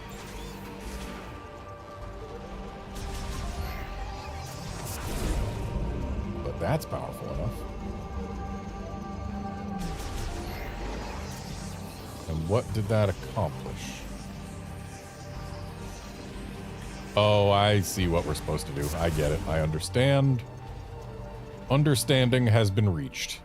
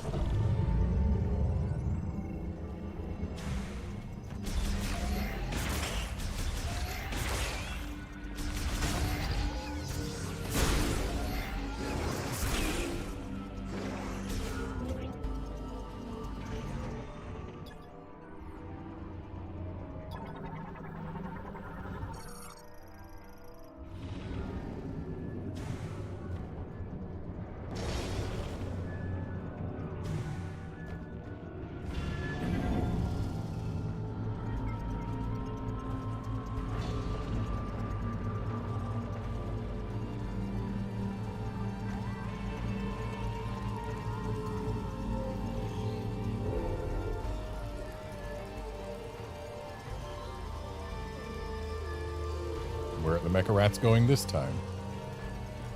Just around in a loop. Okay.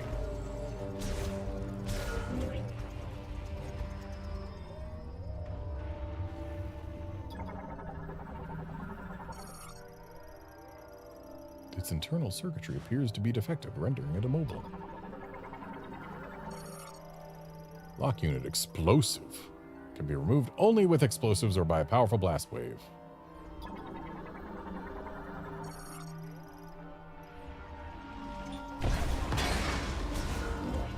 So we have found our first missile door.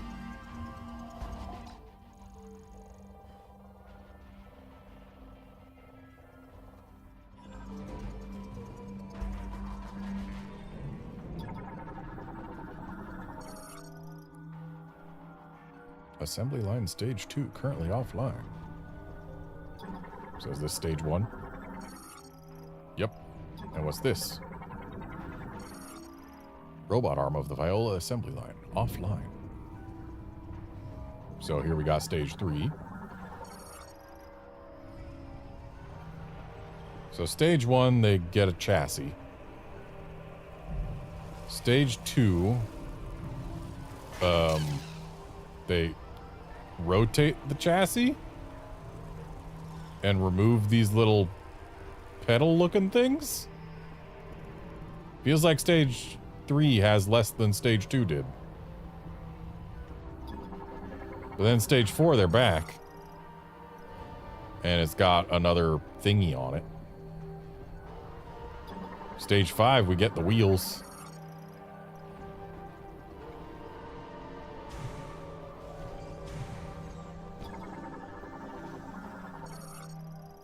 Parts that failed inspection have been declared defective, such as faulty engine cores.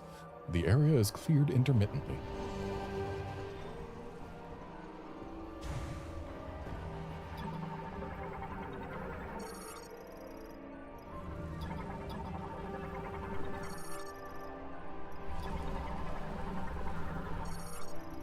Mechanism engine core scanner inspects Viola engine cores, currently offline.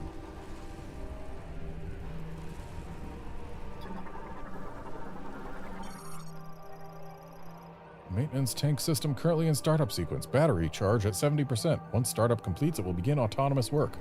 What do you want to bet? Once I touch the floor, that autonomous work is going to include trying to kill me. Oh, guess not. Get out of here, rats.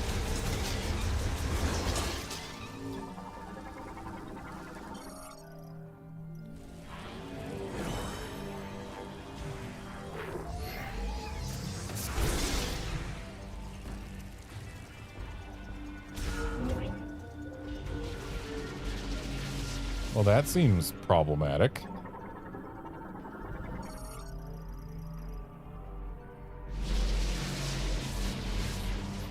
Got some standing water on this floor that thankfully does not reach any further in than just the floor around the elevator. Because otherwise I would probably be getting very zapped right about now.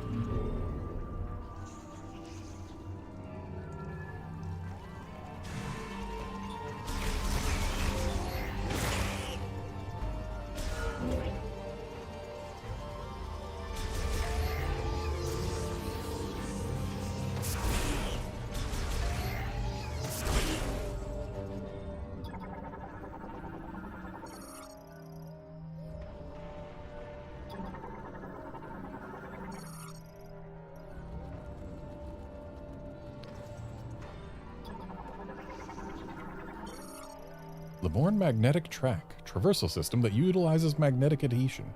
Maintenance tanks use these to travel during tasks, and apparently morph balls use them too, so spider ball gonna be a thing. Got it. Mechanism, component printer. Leborn 3D printer for manufacturing parts for industrial goods, currently offline.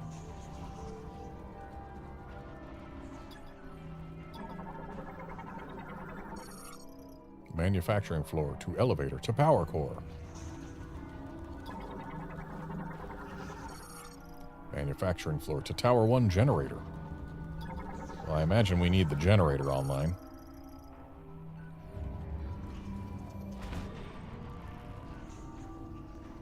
so we probably want to go this way, huh?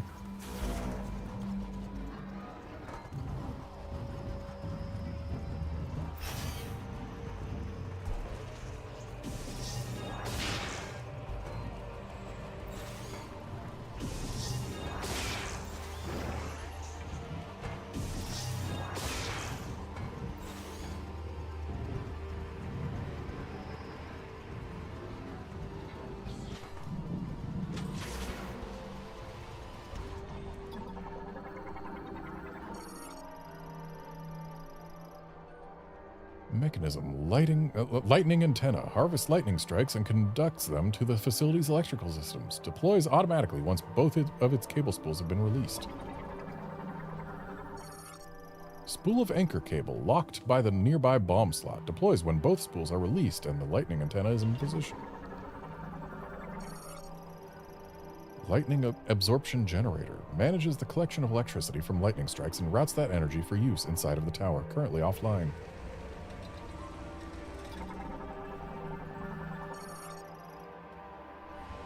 Access hatch is online, and yet it seems to be closed. Dielectric lightning rod built by the Lemorn. It is part of a system to utilize the inclement weather of Voltforge to harvest electricity from lightning strikes. So, we got a grapple point by the looks of it. Not that I can use that.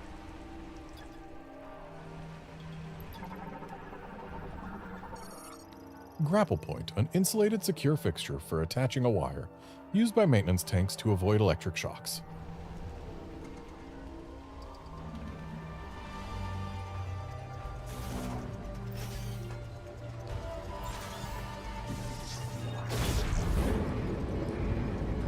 That's one wire unspooled-ish.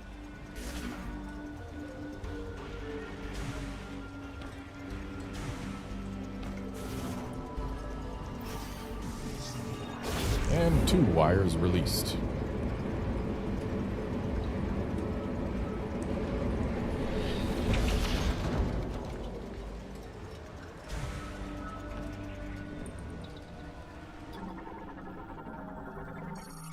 Maintenance tank elevator online. Touch the hologram to operate. Look, it is me, a maintenance tank. We're gonna get boost ball and need to use these as generator spinners, aren't we?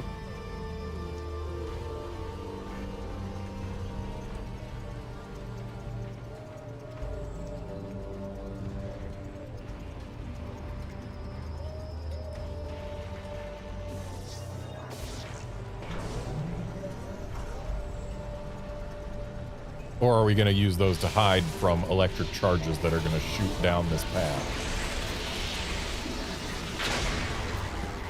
Yeah, it's that second thing.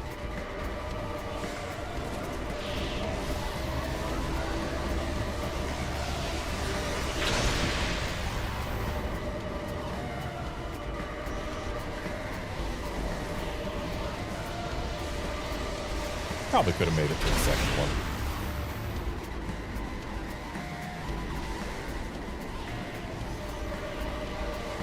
Oh, definitely can't make it up from the second one to the third.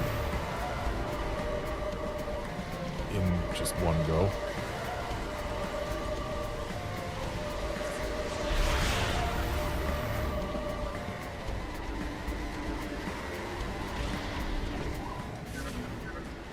Oh, good! We're back online.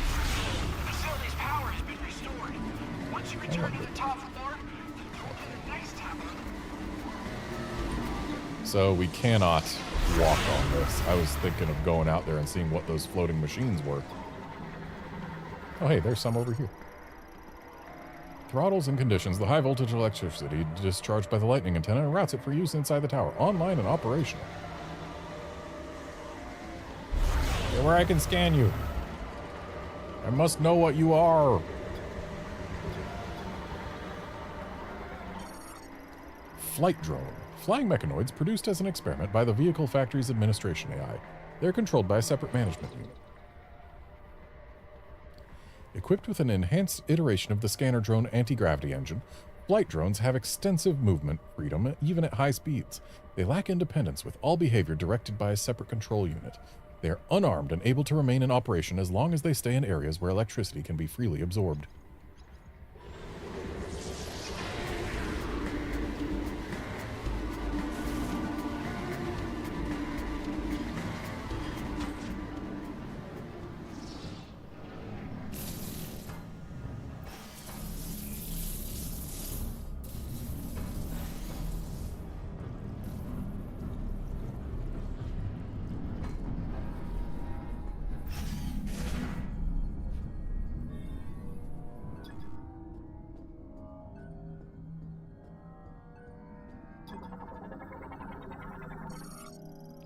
Component printer terminal online. Access code approved. Touch the hologram to activate all printers and initialize the manufacturing line. Make me some bikes.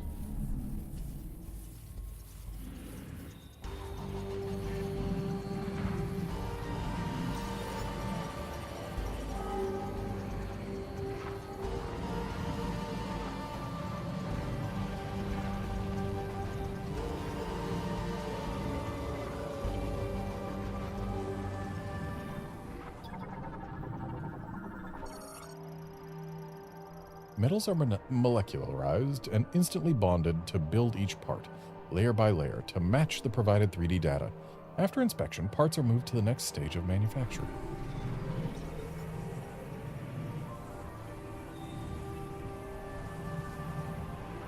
Okay.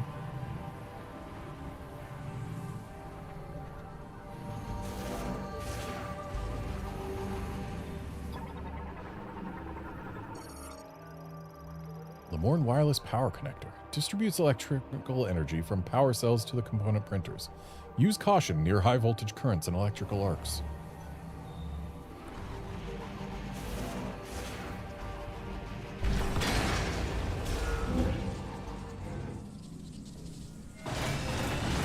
That seems less than ideal. Grapple node. Okay, so we need to be able to grapple to get across here. Ceiling power line severed. Restoring power to Tower 1 has caused a high voltage fault, electrifying the floor. So, gotta get me some grapple technology. What happens if I try and sneak in here? Because this is looking for a round thing, right? I'm a round thing. Look how round I am. Yep, that's round.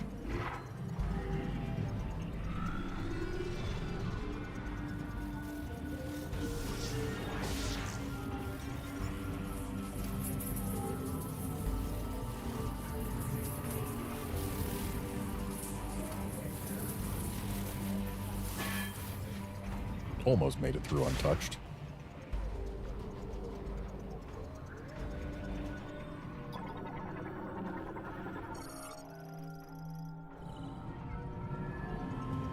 And now we have elevator access to get back up or down from here.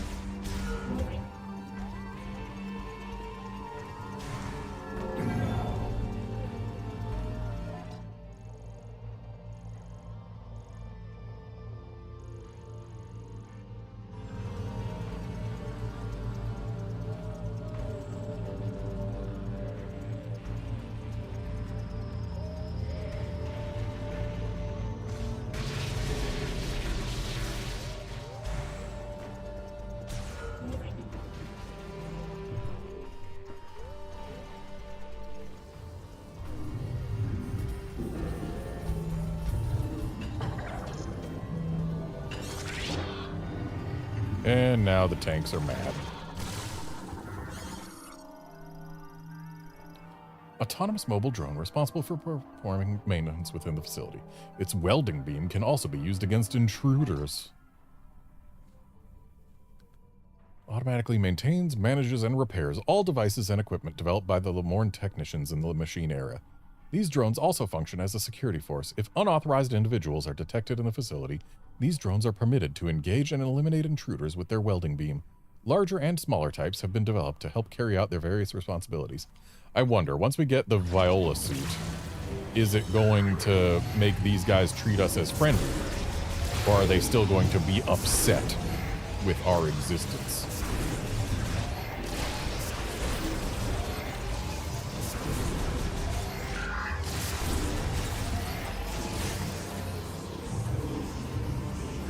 Where I can see you, you little jerk.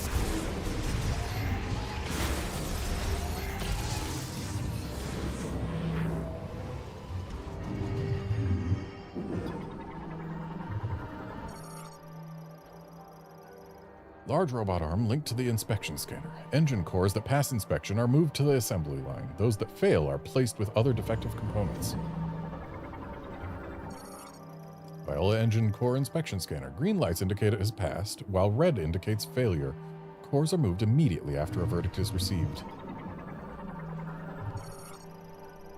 The Morn laser welding device fuses metals using a high-output laser capable of extreme precision at high speeds. Robot arm that assists with attaching parts to engine cores. These parts are fused using beam irradiation. So I'm guessing we gotta get in here and pretend to be an engine core.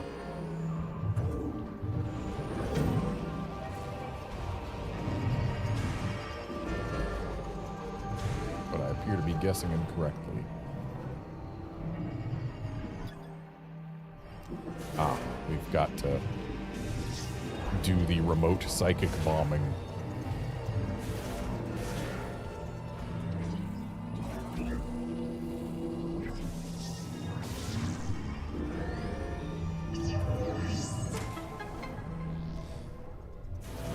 Remembering that that is a thing we can do is going to take some getting used to.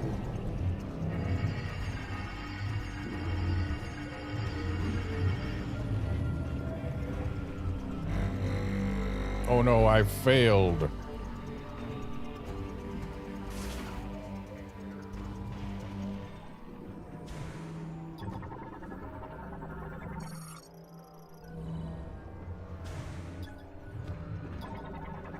I see how this goes.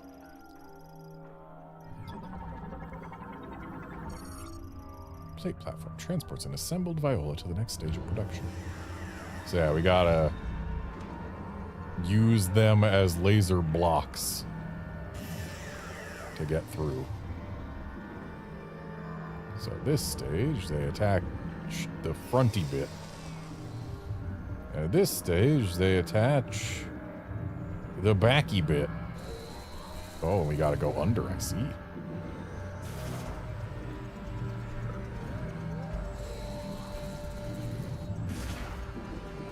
Looks like this is gonna be a go over. Okay, so there they attach the back to the front.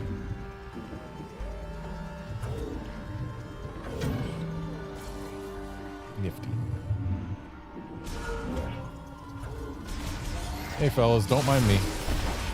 I am very friendly if you do not try to kill me.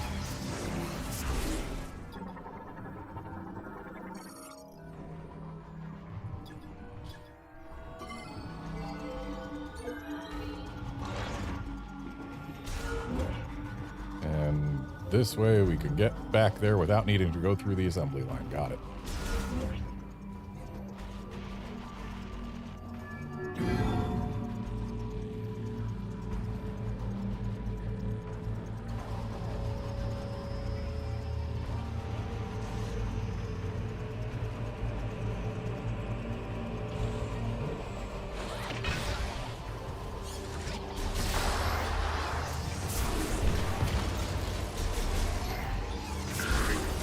Takes more than a charge shot and a missile to bring them down sometimes.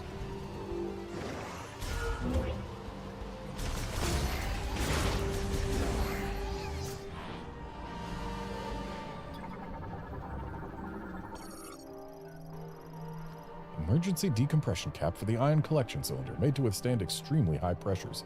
It will break if hit with several explosive impacts. Negatively charged electrostatic platforms. A positive charge is emitted to its connected Viola in order to fuse its materials using a form of deposition. high voltage electric discharge emitter. Passes evaporated particles through plasma, giving them a positive charge. Used in the Viola deposition process. So it electrifies the platforms, and then they rise when they are de-electrified. But this says that multiple explosions can get us through.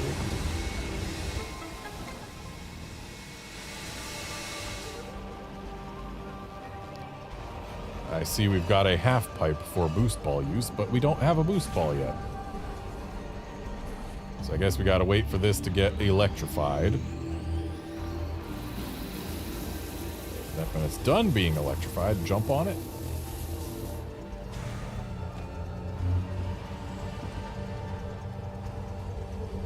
Then it's gonna get electrified again, and that's gonna be a problem. Okay. I now see the vision. And I bet it wants us to jump across again for the next one.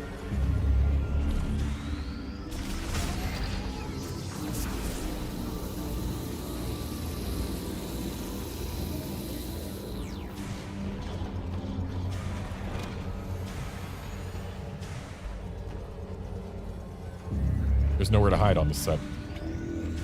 Okay. And opening this gets us where? To a hallway.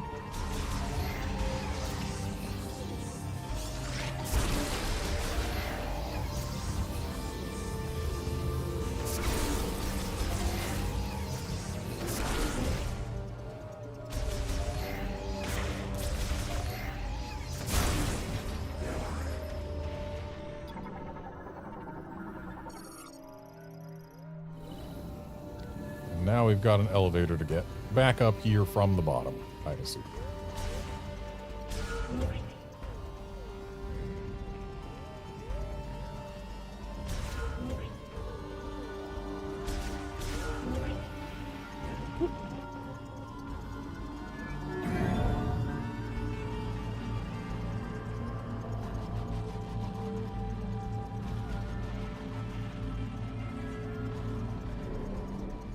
Well, hello. Scanner drone. Autonomous AI drone for facility maintenance. Equipped with an X-ray scanner and linked to a maintenance tank. Equipped with a small anti-gravity engine enabling free movement while in the air. Their X-ray camera inspects factory equipment, sending repair requests to maintenance tanks if a malfunction is detected. While programmed mainly for maintenance tasks, they are also equipped with beam weapons to combat threats to itself or to other nearby drones. Well, good news. I'm not a threat.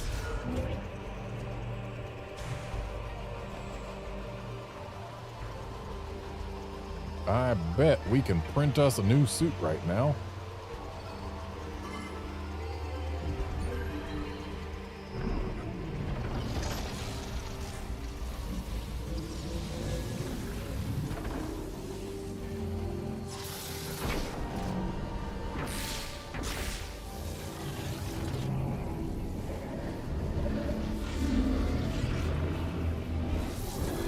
Did not keep the Varia suit for very long in this game.